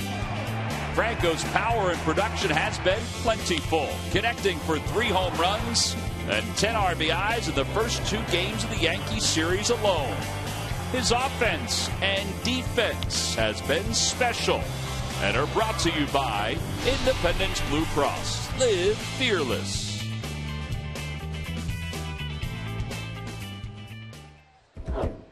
Well, this never gets old. When the Brewers are in town, the Phillies do a mock sausage / hot dog race, and the Fanatic is always there to save the day.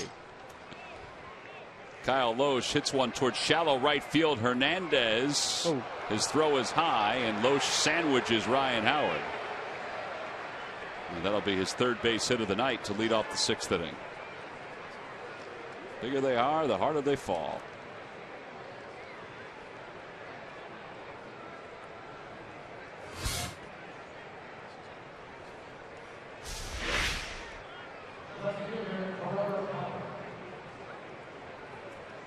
He actually does a nice job of not hurting anybody. Not hurting anyone. Yeah. He was going to be the one that was going to be hurt, probably. So runner at first base. The batter is Gerardo Parra. First 3-hit game for Loesch since 2006.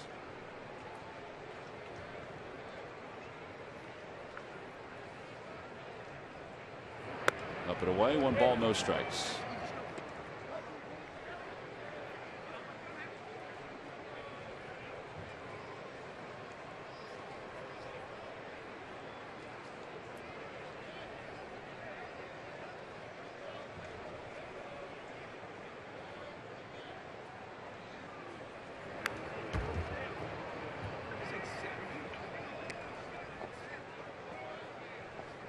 Parra tonight has reached base on an infield hit. He's also popped out to short. He walked in the 4th inning.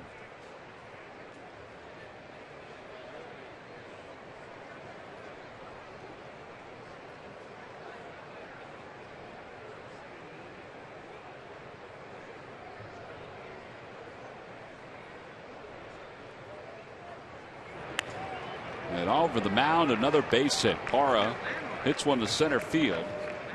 Now that puts runners on first and second with nobody out, and that's 12 hits now for the Brewers.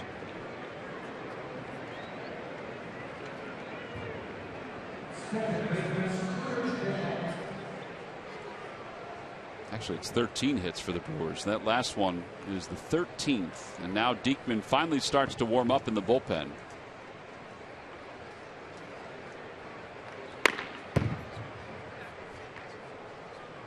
Carlos Ruiz is going to buy some time by going out to the mound.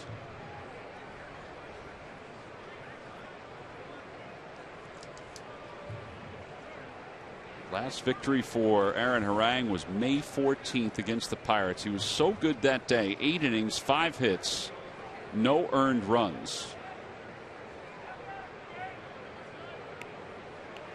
If he loses tonight, he'll become the first Phillies pitcher to lose 8 starts in a row since John Nash did it back in 1972. That's a long time ago. It is.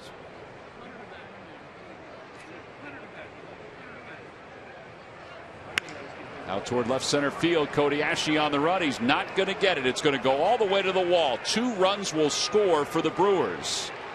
It'll be a 2-run double for Scooter Gennett. It's now 8-2 Milwaukee.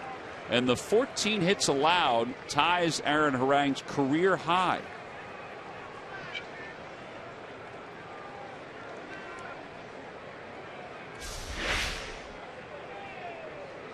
Fastball right down the middle of the plate.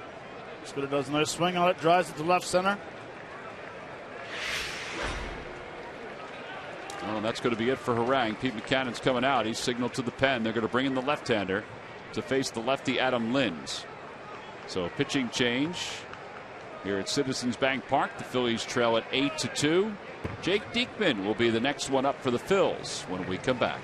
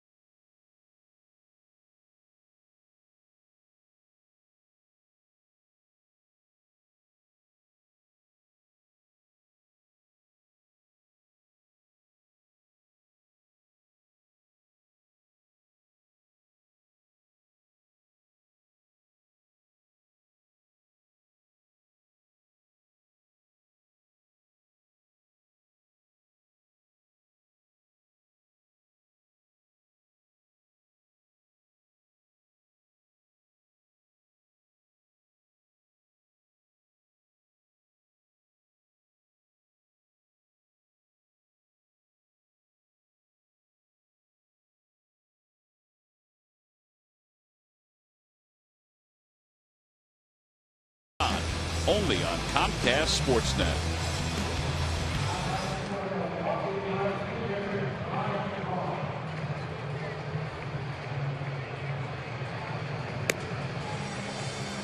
Jake Diekman will be the new pitcher.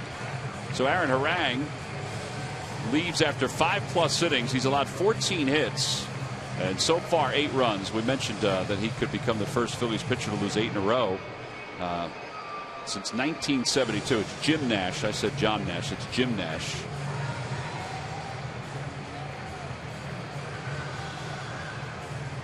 So Ryan Braun will be the batter. It'll be Braun and then Adam Lind.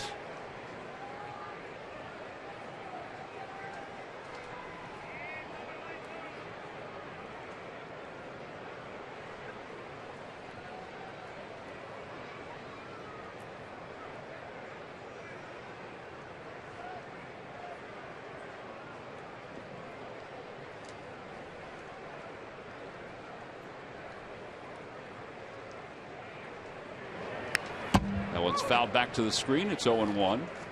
Ryan Braun has a 2-run double tonight.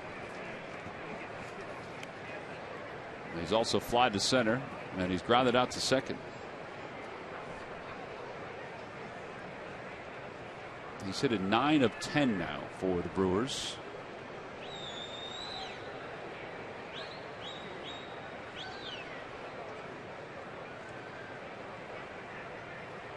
Way outside, 1 ball, 1 strike. 2, 3, 4 hitters in the lineup. 5 for 10, 6 RBIs. And that's just tonight alone. 4 runs scored. Yeah.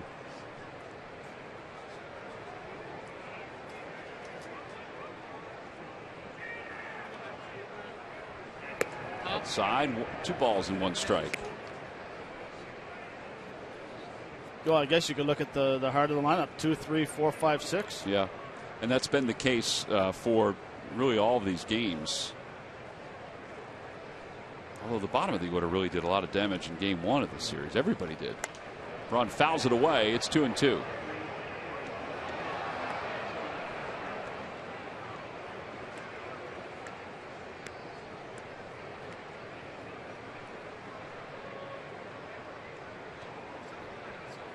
Scooter Gennett's at second base with nobody out here in the top of the 6th inning.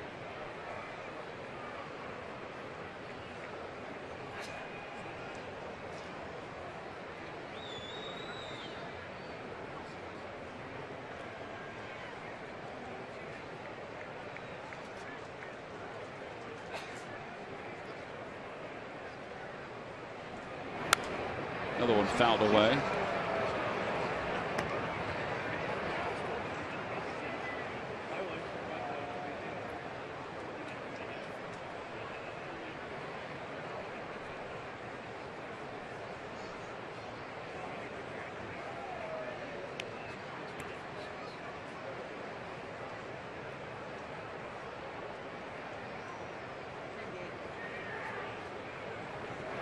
And a strike 3 call.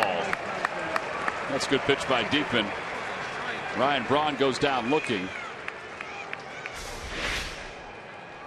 Good location on the fastball.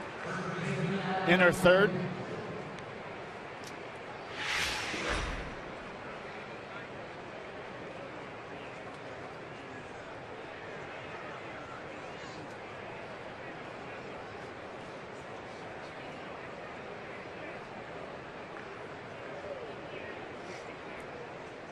And now we got Adam Lind to deal with.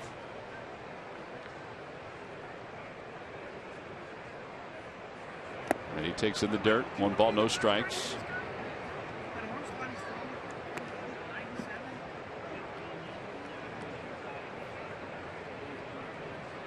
And now Carlos goes out to talk to Diekman.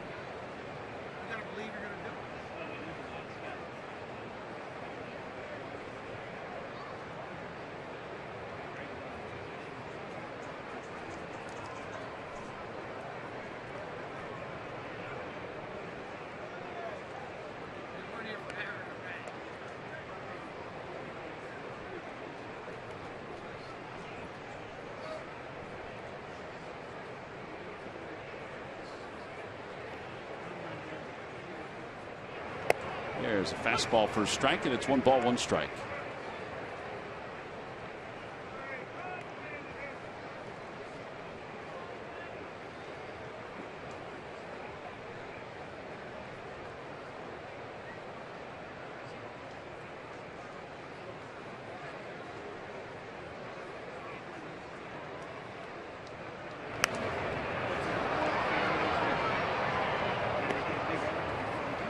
Toyota Major League Scoreboard, Carlos Carrasco is perfect through 6 innings against the Rays.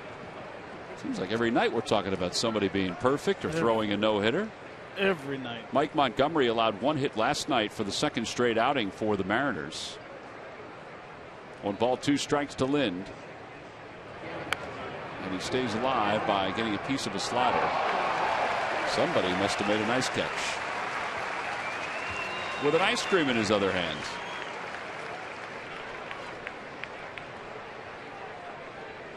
Carlos Gomez waits on deck. Here we go. It's coming right at you. Oh, nice grab. Nice. In the dirt. Ruiz blocks it. 2 balls, 2 strikes.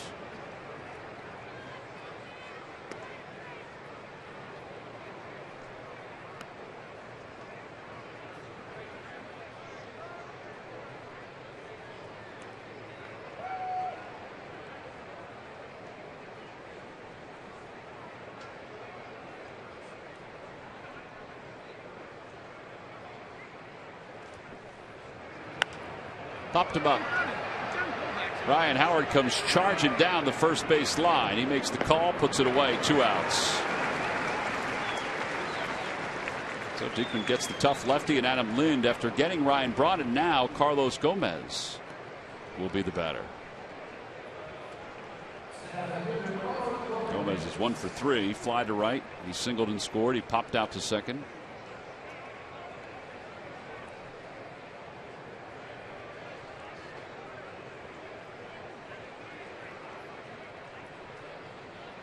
How hard's Gomez going to swing against? Oh, that hard. It's a good slider.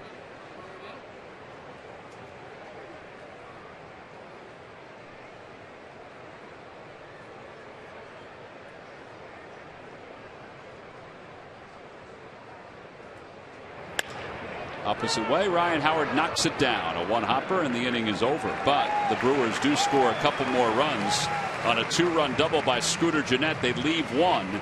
Middle of the 6th inning here in Philadelphia. Phillies trail the Brewers 8-2.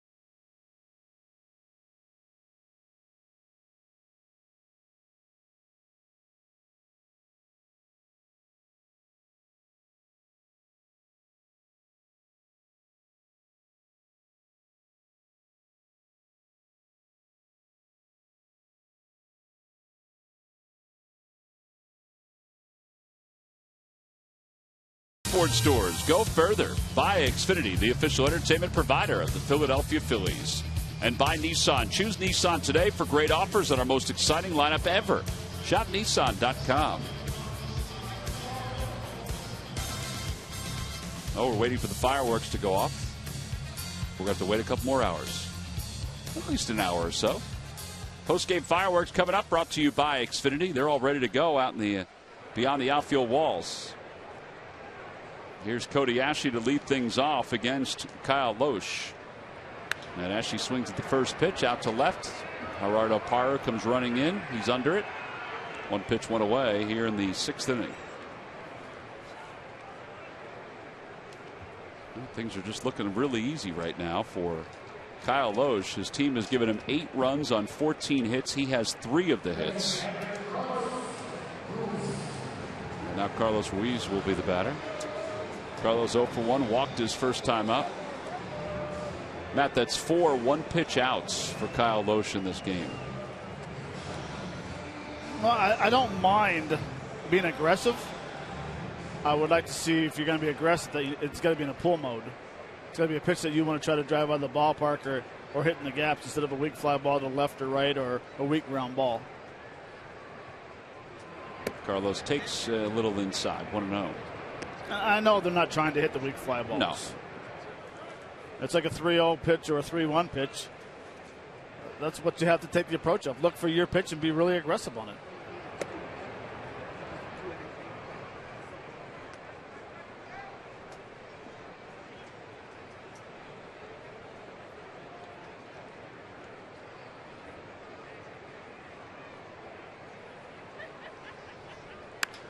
High fly ball to left field. It'll stay in the yard. Gerardo Parra will wait for it. And he puts it away for the second out. So 2 away. That'll bring Odubel Herrera to the plate. MLB.TV Premium, the #1 live streaming sports service, is celebrating 13 years. Watch every out-of-market game live or on demand in True HD on over 400 mobile and connected devices. Real-time highlights, live look-ins, pitch tracking widget, and more every night on every device. Blackout and other restrictions apply. Visit MLB.TV for details. Herrera does have an RBI single tonight. He pulled it through the hole on the right side, and he flied out to center. And it's no balls and 1 strike.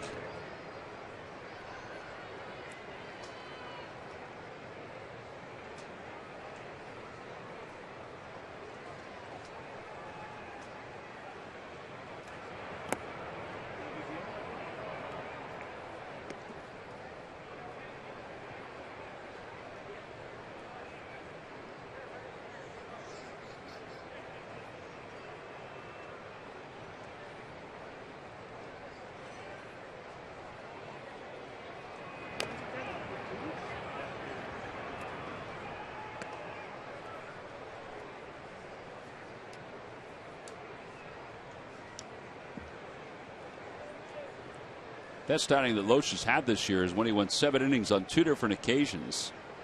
That was on April 23rd and April 28th. Both of those starts were against one of his former teams, the Cincinnati Reds. 1 ball, 2 strikes. And that one he fights off and hits foul.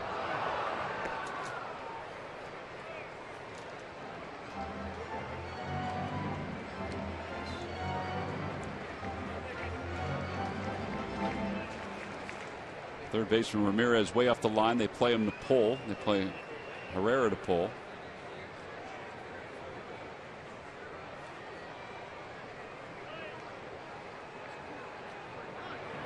That one's hit well out to right field. Ryan Braun ventures back. It is over his head off the top of the wall. Herrera will get to second. Excellent backup by Carlos Gomez. So 2 for 3 tonight is Odubel Herrera.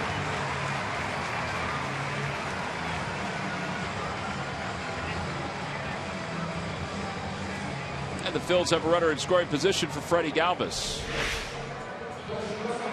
See the timing, nice leg up, recognizes the stride wasn't too long, which I like. Means he stayed tall, drove the ball to right field, right off that cement part, right above the 2. Another foot. But baby steps. We'll start with a double. I guess we'll start with the single, the first event last time, now a double. Yeah, so he's 2 for 3. His average during June was at 261. We mentioned he didn't play as much in June as he did in April and May. So now Galvis is up. He had an RBI single his last time. Breaking ball. 1 ball, no strikes.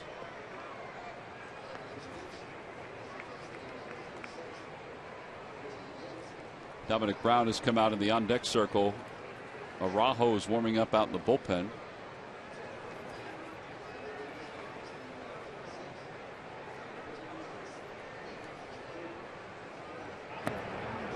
Two and out.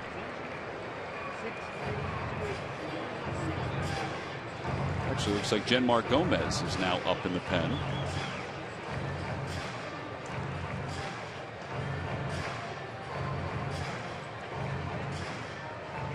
Phillies will put Chad Billingsley on the roster tomorrow. He'll start tomorrow's ball game. It is Genmar Gomez.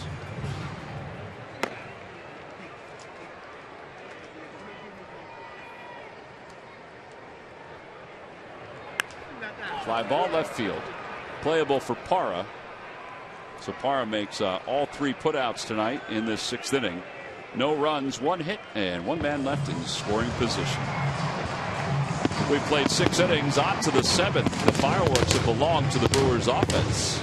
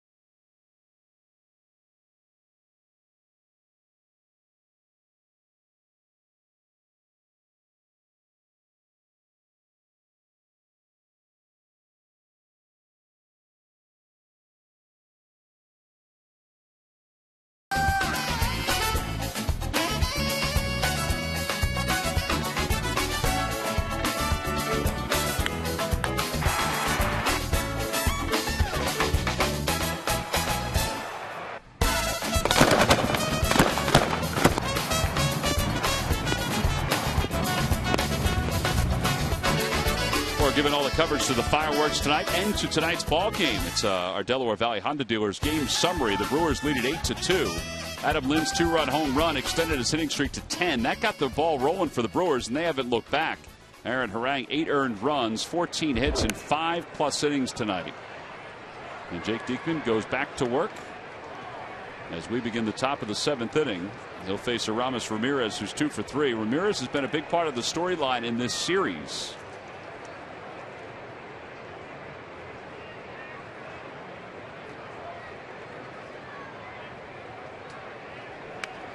Fouls it back, and it's 0-2.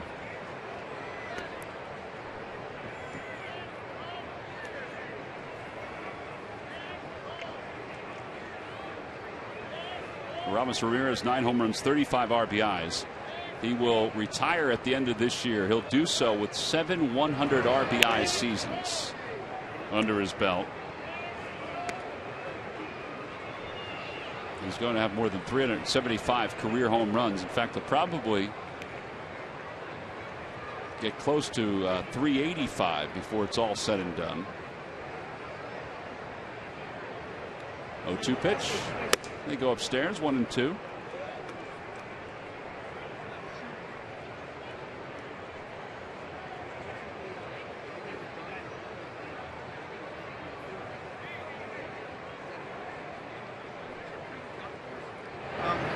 And he got him.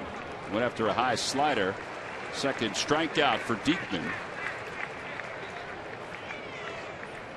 Well, thanks to Matt, our camera operator, we got a close look at launching the fireworks at the end of the 6th inning. We gave you the start, and there's the finish. A little foreshadowing of what we're going to see after the ball game.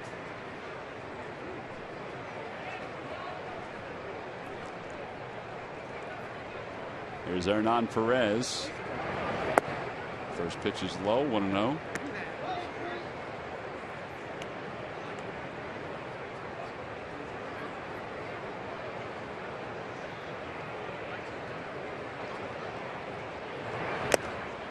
Foul tip. 1 ball, 1 strike.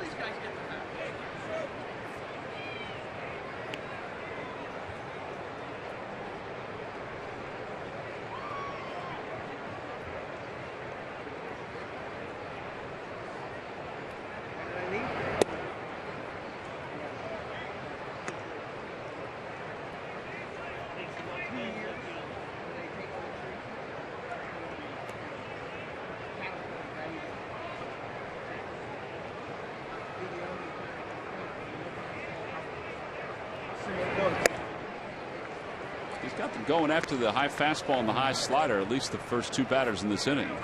See if he can put Perez away. I really like the last pitch to Adam Wynn. The slider was a little slower than usual. It was an 84-mile-an-hour slider, had him out in front. And he comes back with the 97 right there, high gas. But he's getting that difference with the slider. Even the first pitch to Gomez was 86-mile-an-hour slider, but it was good location. Good to see that he's being able to throw the sliders, 1 for a strike, and 2, making some quality pitches. And then when you have this in your back pocket at 97, up in the zone a little bit, you're not making contact. So 2 away. Martin Maldonado takes the slider for a strike. It's 0-1. Was that a changeup? That was a changeup. Not used to saying that with him. I'm really not. That was a slider.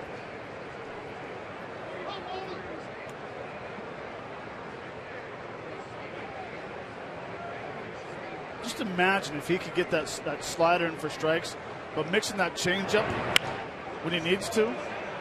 He's a broke a bat single to left center field. Second hit for Maldonado.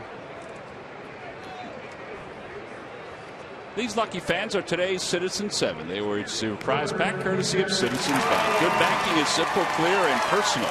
And that's helping you bank better. Citizens Bank.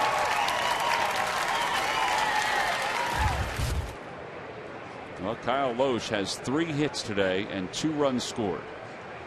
He's the 5th Brewers pitcher to reach that number. He's not going to get number 4 because Jake Diekman just flagged it down in the first pitch.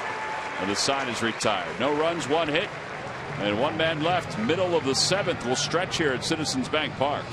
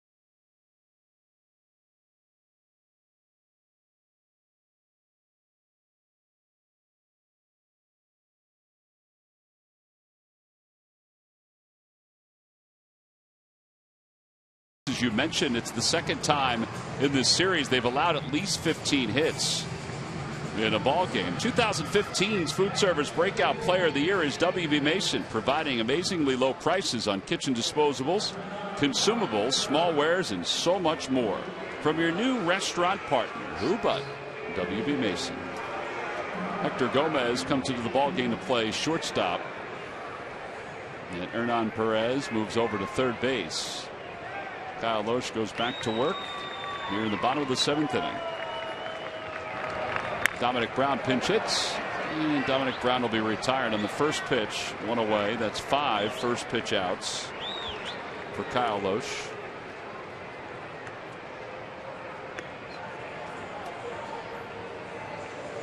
And now the top of the order, Ben Revere. 11 fly ball outs for Loesch.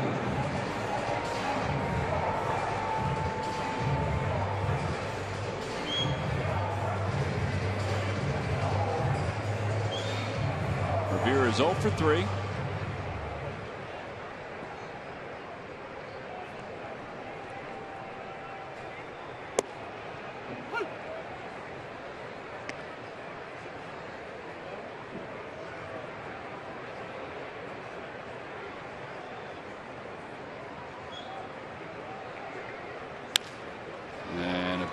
Bouncer up the middle. Gomez gets to it and then zips it right past Adam Lind.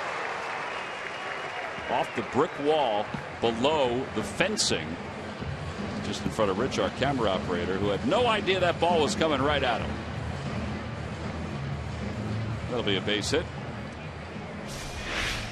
He does a nice job getting to the ball, but there was no hope of getting Ben Revere on that ball right there. Although he did show off a nice arm.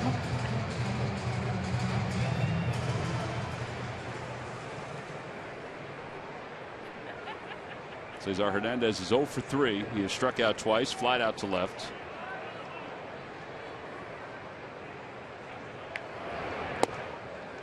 Oh, and 1.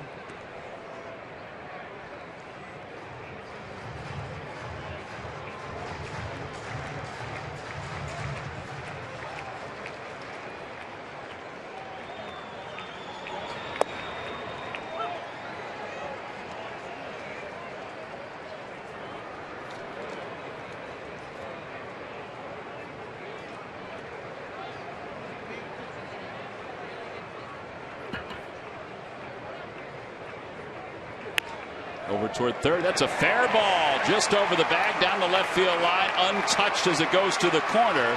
Revere's around third. He's going to score. Hernandez to third base. He'll get there easily. It's an RBI triple. It's an 8-3 ball game. First triple of the season for Cesar Hernandez.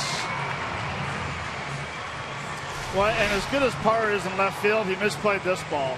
He was expecting it to bounce off by the ball go right there, and this goes past that corner, allows it to get down in the corner for a triple.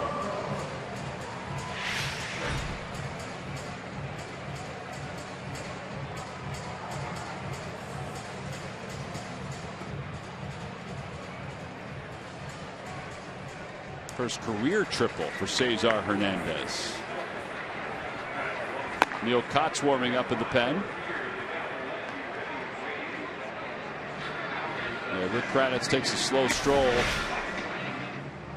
You know, that's the play right there where you're hoping that it bounces off that cement.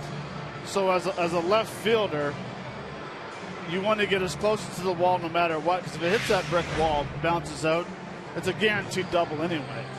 But you want to go over as far as you can, cut it off, because you see what happens when you don't get there. He was anticipating, Tom, that it was hitting the cement. Yeah, you were talking about that the other day. I think it was Cody Ashley may have been in the same spot. Yep.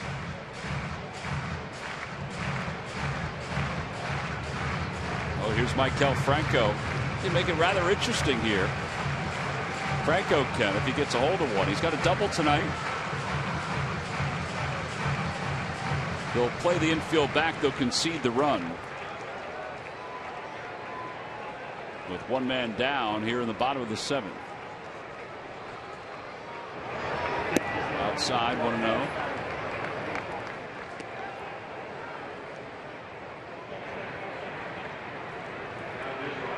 activity in both bullpens. Araujo has warmed up a couple times. That one's going to be out toward right center. A base hit for Franco. Hernandez will score. Franco's thinking too. There he goes. The throw by Gomez. He's in there as the ball goes off the glove of Gomez.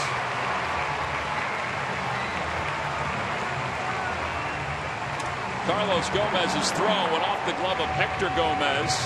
It's the second double of the night for Maikel Franco. This one an RBI double. And it's now an 8-4 ball game. And I love this at bat. And I love the hustle, being aggressive. If he would have made a play, he would have been out. But I like the fact that he hit the ball to right center. That's the most important thing. He's had the last couple of games, he's had a lot of ground balls to third. He didn't want to do that again. That's why he used a big part of the field. Craig Counsell out to the mound. That's going to be it for Kyle Lohse. So he's done with one out here in the 7th inning, and they'll go to the bullpen, and the bullpen is not allowed a run in this series. They've been very good. Neil Kotz will be coming out the door and heading to the mound for Milwaukee.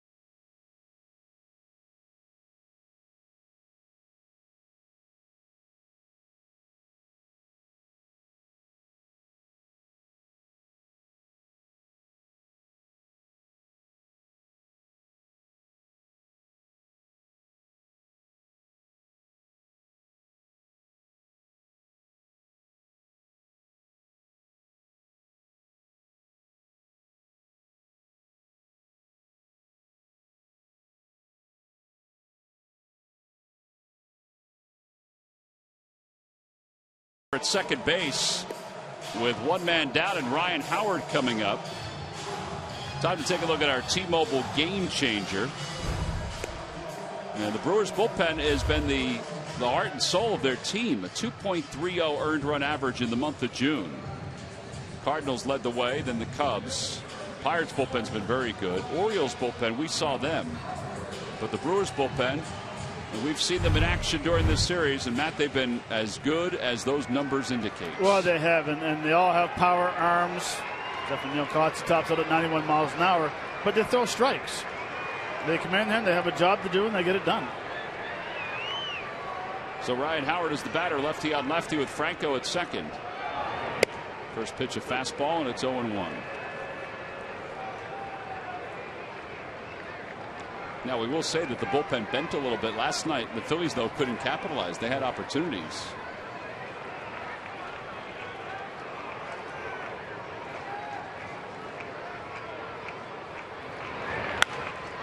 Fly ball left field. Playable for Parra.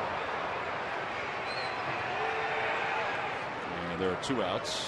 Back to second goes Franco, and the lefty Cody Ashley will be the hitter.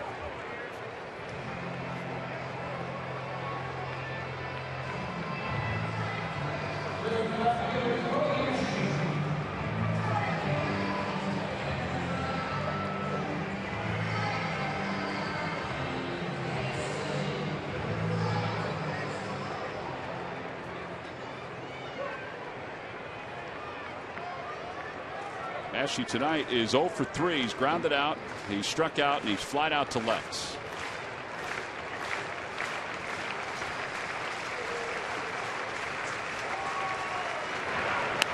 That one's out toward left center field. Parra Well, he's been busy tonight. I don't know if he realized that was the third out, unless he was just stretching his arm out or not. But it was the third out. Phillies scored 2. They get 3 hits. They leave 1 in scoring position. We'll head to the 8th inning. It's an 8-4 ball game.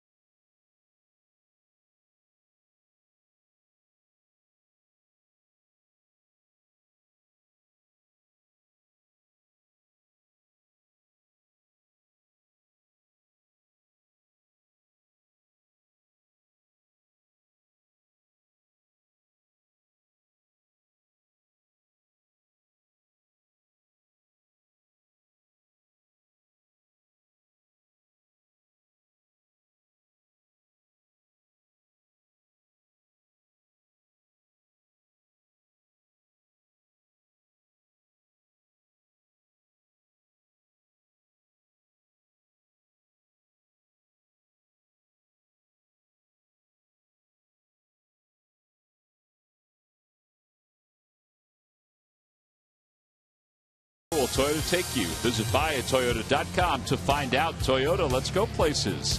And buy WB Mason. You can't go wrong when you buy right. We played 7. We'll go to the 8th inning. The Brewers lead it 8-4. 8 runs on 15 hits from Milwaukee. 4 runs on 9 hits for the Phils. All right, Matt, it's time for our Hyundai defensive play of the game. This is here all about catching and release. Maldonado throws a strike. The second base Scooter makes an unbelievable tag right there to tag Ben Rivera in the back of the leg. Nice play by Scooter Gennett. And that's why that's your defensive game, brought to you by your local Hyundai dealer. Well, here's Elvis Araujo at his 19th ball game, 1-1 with an ERA of 3.45. He'll start the 8th inning. The Phils down by 4.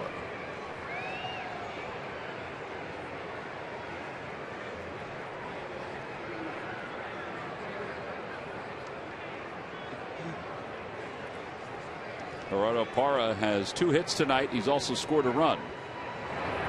Outside, 1 ball, no strikes.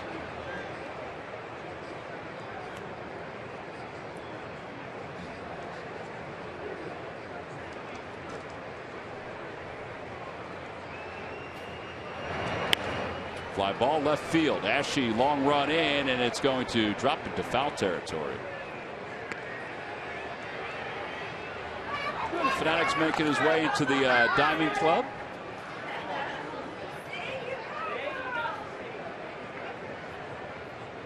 Get a chance to cool off a little bit. On the Toyota Major League scoreboard, Carlos Carrasco's no-hitter is through 7 and a third. He's got 1 out in the 8th inning. 1 walk, 10 strikeouts.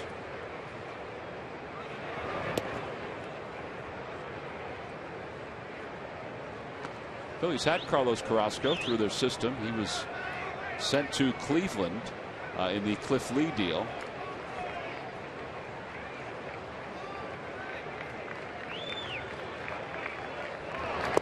Outside, 3-1.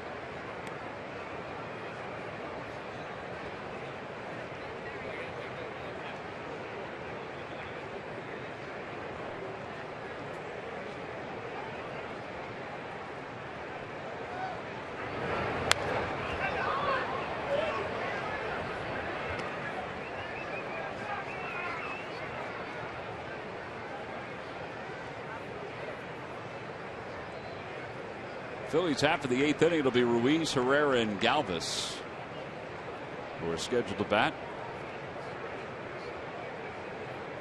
3 balls, 2 strikes. And that pitch is to the right side under the glove of Ryan Howard. Araujo does not win the race to the bag. He was off the bag as Parra, hustling up the line, gets there in time.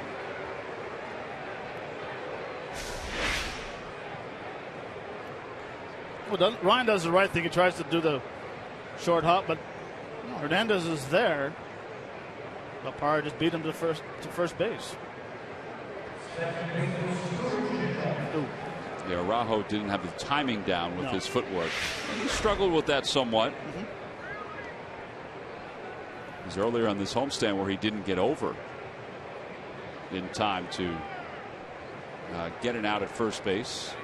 So now Scooter Gennett, who has 2 doubles tonight, 2 RBIs. He has also scored a run. And he cracks that one under Ryan Howard down the right field line. Parra is on his way to third. He'll be waved home. Gennett's on his way to third. And he'll get there standing. 9-4 Milwaukee. An RBI triple for Scooter Gennett. It's his 3rd extra base hit.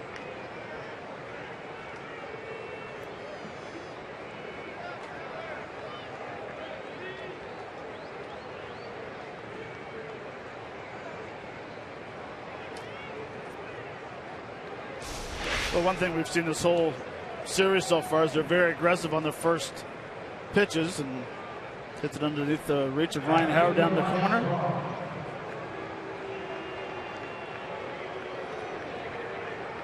Allowing Parra to get the score on from first base, and Scooter Gennett getting a triple. Well, now Ryan Braun. Infield is in. It's 0-1. 17 hits for the Brewers.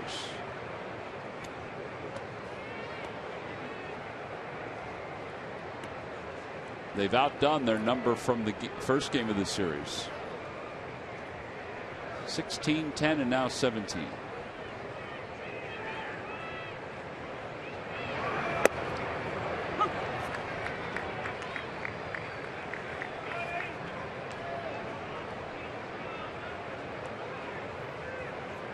Carrasco is now through 8.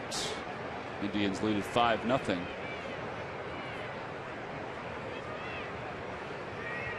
Carrasco's got 12 strikeouts.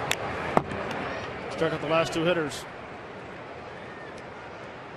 Every time the Phillies pitchers retire the opposition 1-2-3, Comcast will make a contribution to Phillies charities. Phillies baseball brought to you by Xfinity, the official entertainment provider of the Philadelphia Phillies.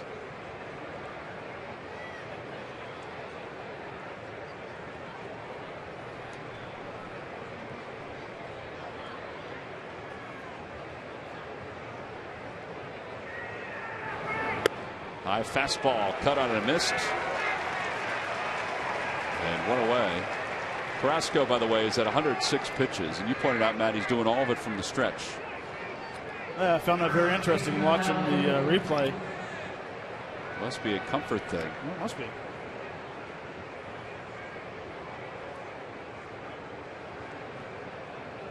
He's all that's left for the Indians from the Cliff Lee trade. Infield in again with Adam Lind coming up. He has 2 hits. Out to second base, off the glove of Hernandez. Gennett doesn't move. Fortunately, that ball was hit hard. Once it went off his glove, he didn't have to move too far to get it.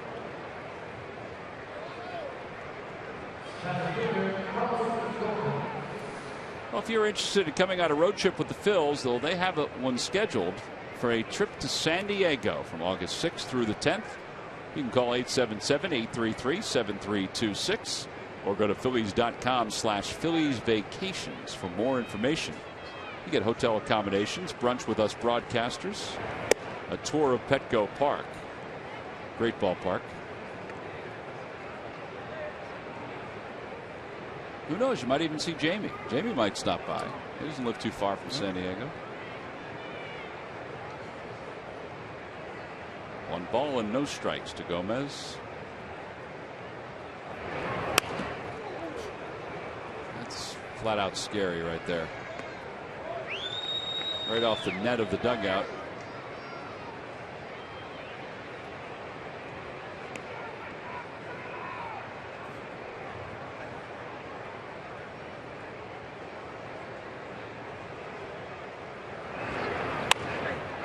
Ryan Howard has this one. A run does score on the triple by Scooter Gennett. We've played 7.5. We'll move to the bottom of the 8th inning here in Philadelphia, with the Brewers on top 9-4.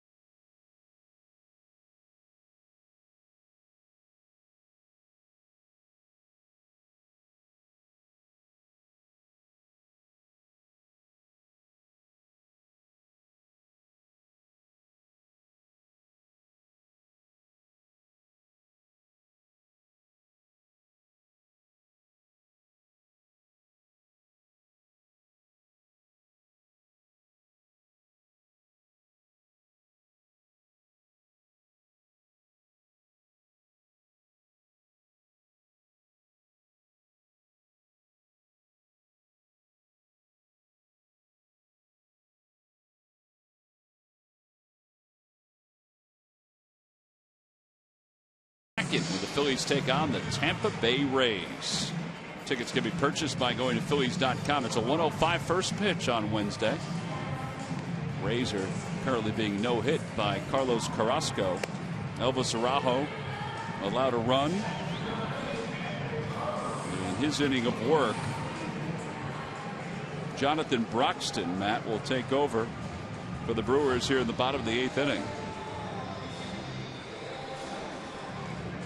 Well, here's the thing. It doesn't matter where Jonathan Broxton goes. If you're in the room, we're going to say his name with a little flair to it. Yeah, I figured you would. Yeah.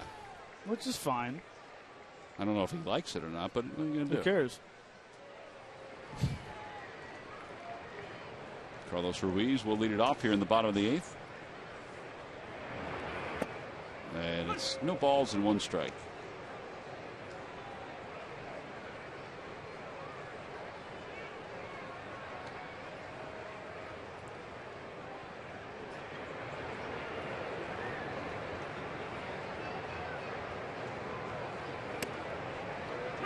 Two.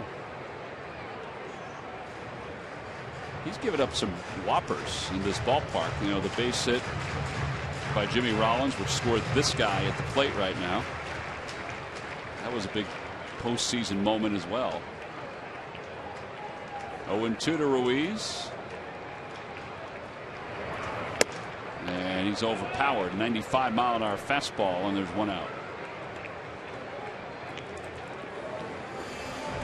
Well, let us flash back. Game 4 of the National League Championship Series. Yeah. The moon was full. That ball almost hit the moon. And hence the reason they called it a moonshot.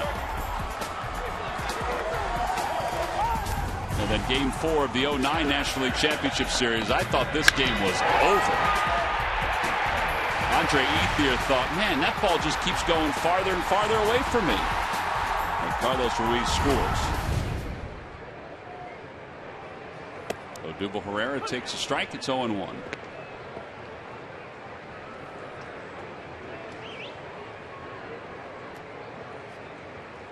Well, Jonathan Broxton fans will only have to see that maybe one more time this year when we go to Milwaukee.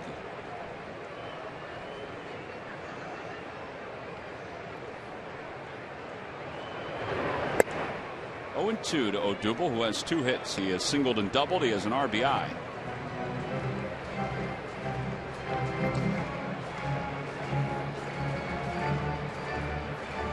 See, Jonathan Broxton hasn't lost the velocity.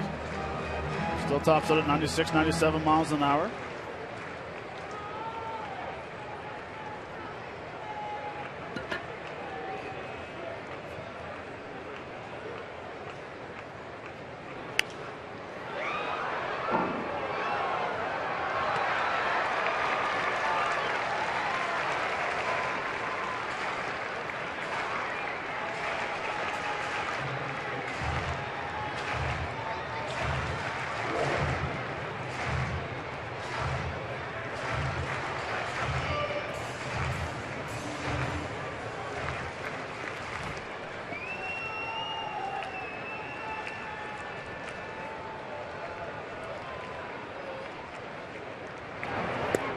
Outside, 1 ball, 2 strikes. They have started the bottom of the 9th inning in Tampa.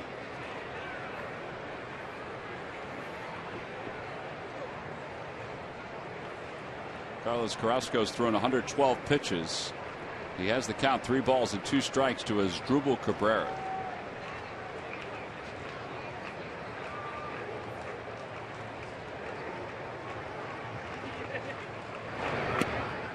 Inside, they appeal. No swing, says Mike DeMuro, the third base umpire.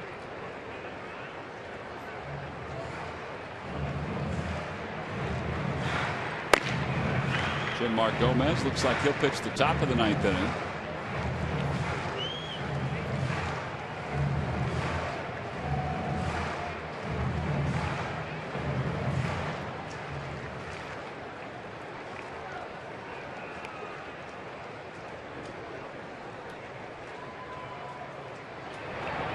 Swing and a miss, and there are 2 outs. Oh, 2 away. Freddie Galvis is coming up. Let's check in with Greg Murphy with the Major League Notebook. Murph. All right. Thank you very much, Tom. Presented by St. Joseph's University. And the LA Angels have a new man at the top of their organization today. Their general manager, Jerry Dipoto, stepped down, and he is reportedly being replaced by former general manager Bill Stoneman on an interim basis. The reason for it, according to several reports out there in the Los Angeles area, Dipoto and Mike Scioscia, the manager, got into a heated argument 4 or 5 days ago and have had trouble coexisting, and I guess Dipoto has just had enough, so he has stepped down as the general manager of the LA Angels. And the wait is almost over for the Miami Marlins fans who are waiting for Jose Fernandez to get back on the mound. He is scheduled to pitch tomorrow at the major league level for the Marlins. Of course, he had that Tommy John surgery last May of 2014, and he's worked his way all the way back about 14 months, and he is set to come back and make a start tomorrow against the San Francisco Giants. That game is a 12:35 Eastern time game. So the former rookie of the year for the Miami Marlins back on the hill tomorrow, guys. Well, they have been anticipating that. I think everybody has around baseball just to see what he has. Velocity-wise, he's apparently still throwing the heat. Is he? Yeah. There's no question about it. Isn't he facing Matt Cain tomorrow? I think Cain's coming off the deal. Oh, is that as well. the game that Cain's coming back? Yeah. He is due to come back. Let's go to the cloud, Matt, and check that one out. An addendum to the Major League Notebook, Matt Cain also pitching in that game. See, Matt, you're helping me, I'm helping you. We're helping people. Murph, ever since you stole that French fry, and now it's all over the internet, you have extra security behind you. Yeah, I made my way back into the dugout. Is that and the police officer, Philadelphia police officers in the dugout, she was eyeing me up. I felt a little. I thought she was taking me in. And what about the guy behind you? He could pick you up and take you in. Well, this is true. Put me in his pocket. Fly ball center field. Gomez, the shortstop, goes out, makes the catch. And the side is retired. No runs, no hits, nobody left. Here's the theft we're talking about. And on live TV at all.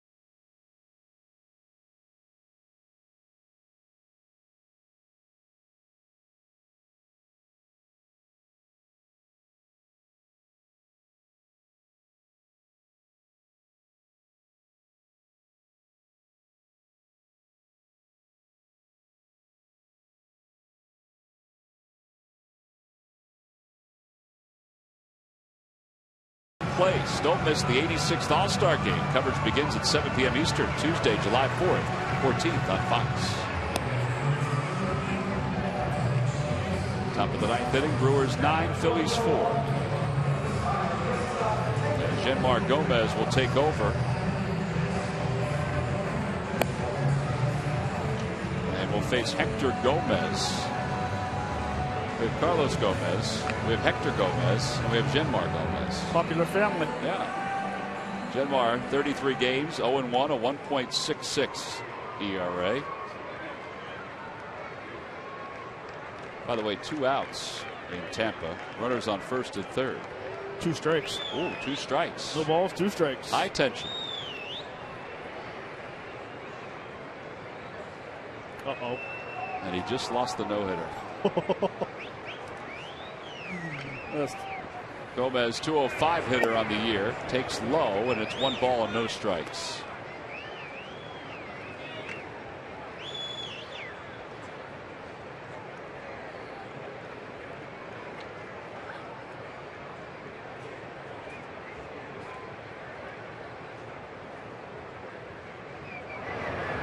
Inside, 2-0.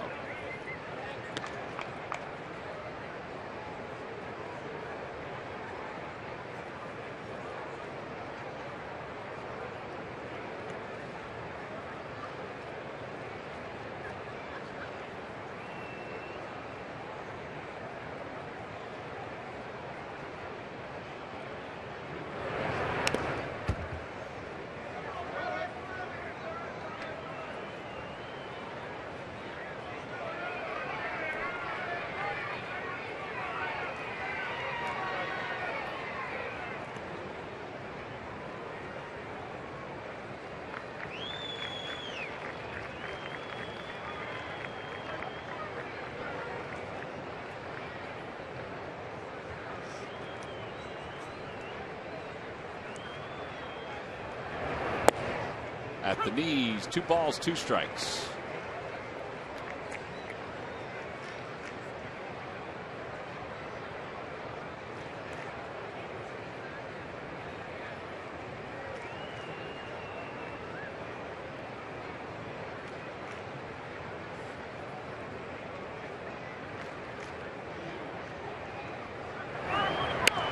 Off the hands, Freddie Galvis makes the catch out at shortstop.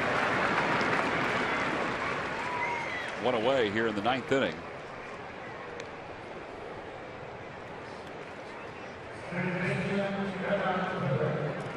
Every Wednesday and Saturday the Powerball will go off. It's up to $60 million. And Tuesdays and Fridays it's the Mega Million. $84 million.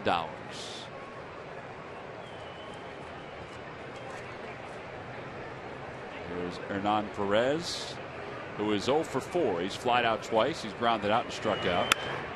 There's a fly ball out to center field. Odubel Herrera covers a lot of ground and is there for the catch. 2 outs. Genmar Gomez has indeed been a bright spot for the Phils. He's gotten better and better and better as the year has gone on. Well, and what I think we're seeing so far is that he's getting back to where he was in spring training. Spring training, his two-seamer, his tempo was a lot better. His baseball moves, his fastball is ridiculous. The man up moves. So with confidence comes a little more zip in his movements. Exactly. Martin Maldonado takes a strike. It's 0-1. And I will say, with you talking about Herrera covering a lot of ground, he is also playing with a lot of confidence in center field. Every day he's been working hard with Juan Samuel, and you can just tell the way he's going after fly balls. You know, we have a great view up here. Yeah.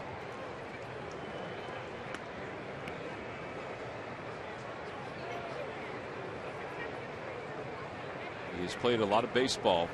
Herrera has in the last year.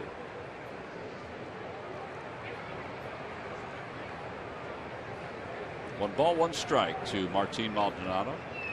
Swing and a miss. A sinker. It's 1-2.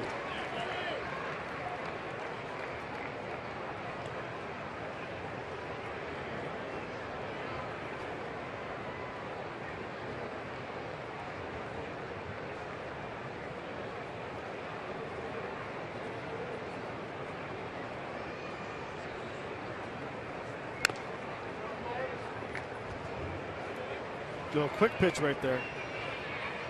And I mean quick. He didn't even barely get in the glove for the ball. Maldonado just said to the home plate umpire, I need some time here. Which is fine. That's not the problem. He was already set in his in the batter's box. It's just a matter of Gomez didn't go into a windup or come set.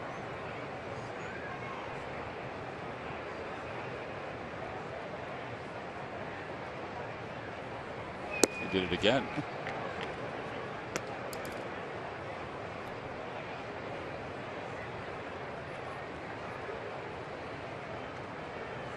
First of all, he shouldn't be asking for time because he's not allowed to step out of the batter's box. That's a good point. Thank you.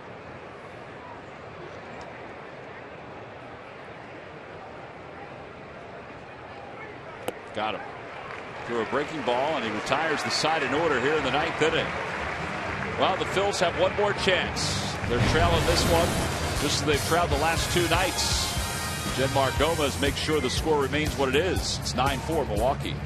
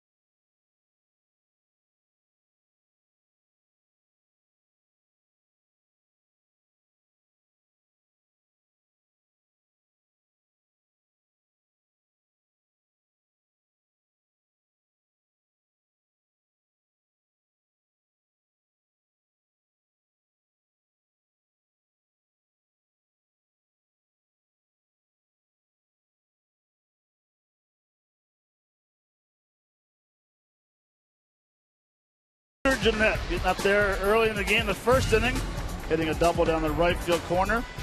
That's the first one. Coming up again in the 6th inning, the 2-run double to left center versus Aaron Harang splitting the 2 outfielders. And then coming up in the 8th inning, fastball inside, just out of the reach of Mr. Howard at first base, scoring a Pereira first base. That is your W.B. Mason deliveries of the game. Pretty good night for a guy that was down in the minor leagues and has started to hit his way back into form with the Brewers. Well, Corey Knebel will take over out of the mound for the Brewers. No wins, no losses, a 2.66 ERA.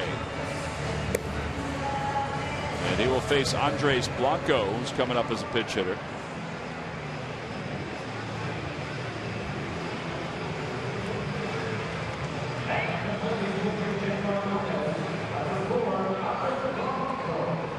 Blanco hitting .269 on the year. He certainly has done the job as a pinch hitter this season. 8 for 25. He has 5 doubles. Had 2 home runs. Outside, 1 ball, no strikes.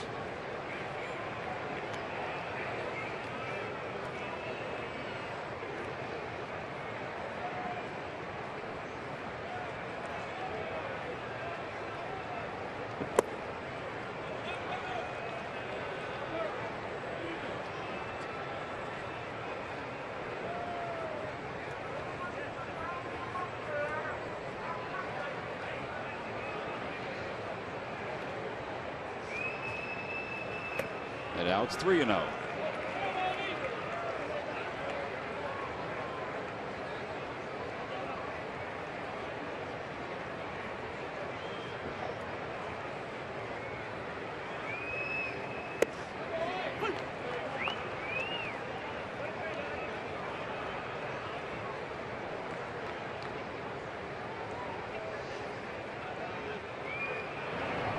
Outside, ball 4.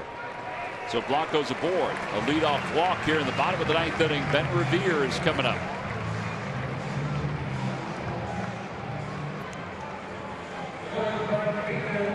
Well, Ben reached on a single his last time up.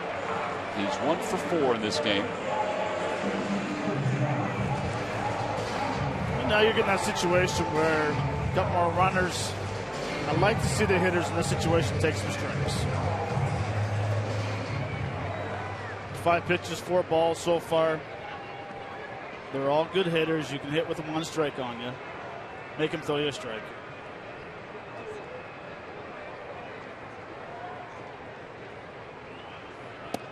Well, there you go. There's the first strike. It's 0-1.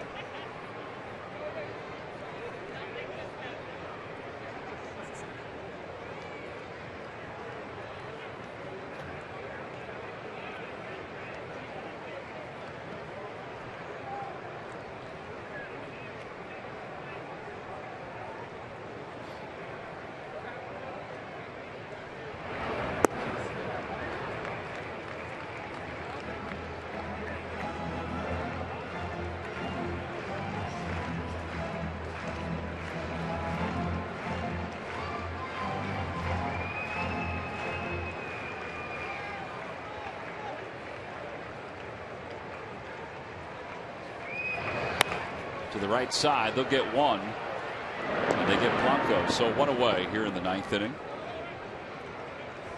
4-6 on the putout. After the ball game, stay tuned. Tommy Green is standing by to provide his perspective on Cure Auto Insurance presents Phillies Post Game Live.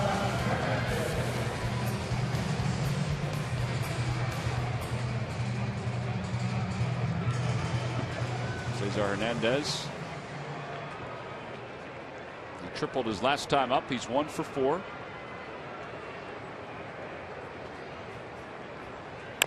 Off the plate. Gomez waits at second base, steps on the bag. They don't turn the double play, but there are 2 outs.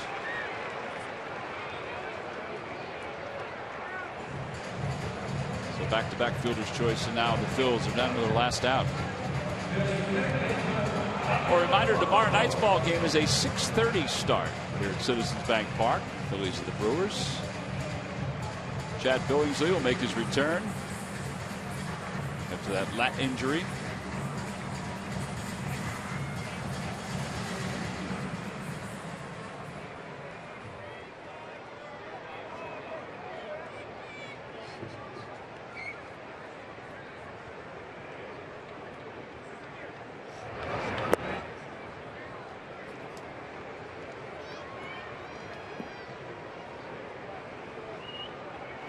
Be interesting to see how Chad bounces back tomorrow.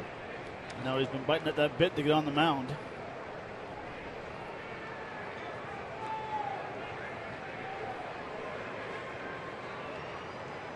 Runner goes.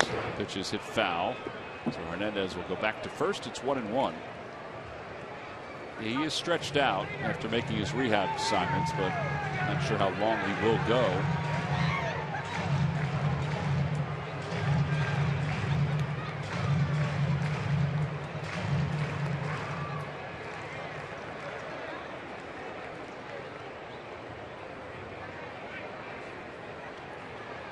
Hernandez again will take off on this pitch. Fly ball right center field. Well hit. Gomez on the run out toward the track. Reaches up. He can't get it. It's off the base of the wall. And Franco's at second with his 3rd double of the night. Hernandez scores. It's a 9-5 ball game.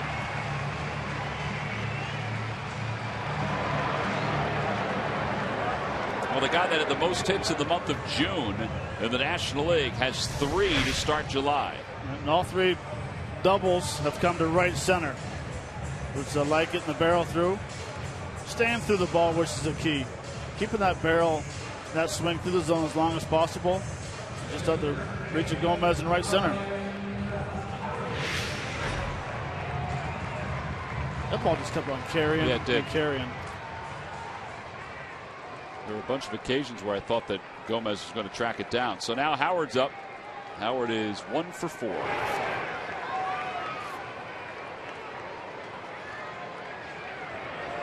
Outside, 1 ball, no strikes.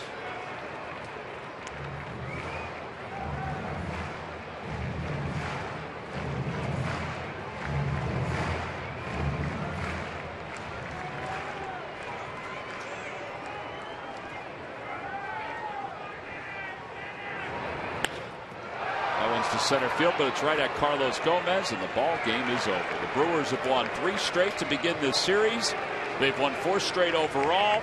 Another double-digit night with hits. They win it by a final of 9-5. So the Phils continue what has been a dismal homestand record-wise. Scooter Gennett was a big part of the problem tonight. He's our Chevrolet player of the game. 3 for 5, 2 doubles, a triple, 3 RBIs, and 2 runs scored. Craig Counsell's team has played well. They've pitched well in this series. At least their bullpen has. So they've taken the first 3 games. Brewers are victorious, 9-5 over the Phils. We'll be back to wrap it up right after this.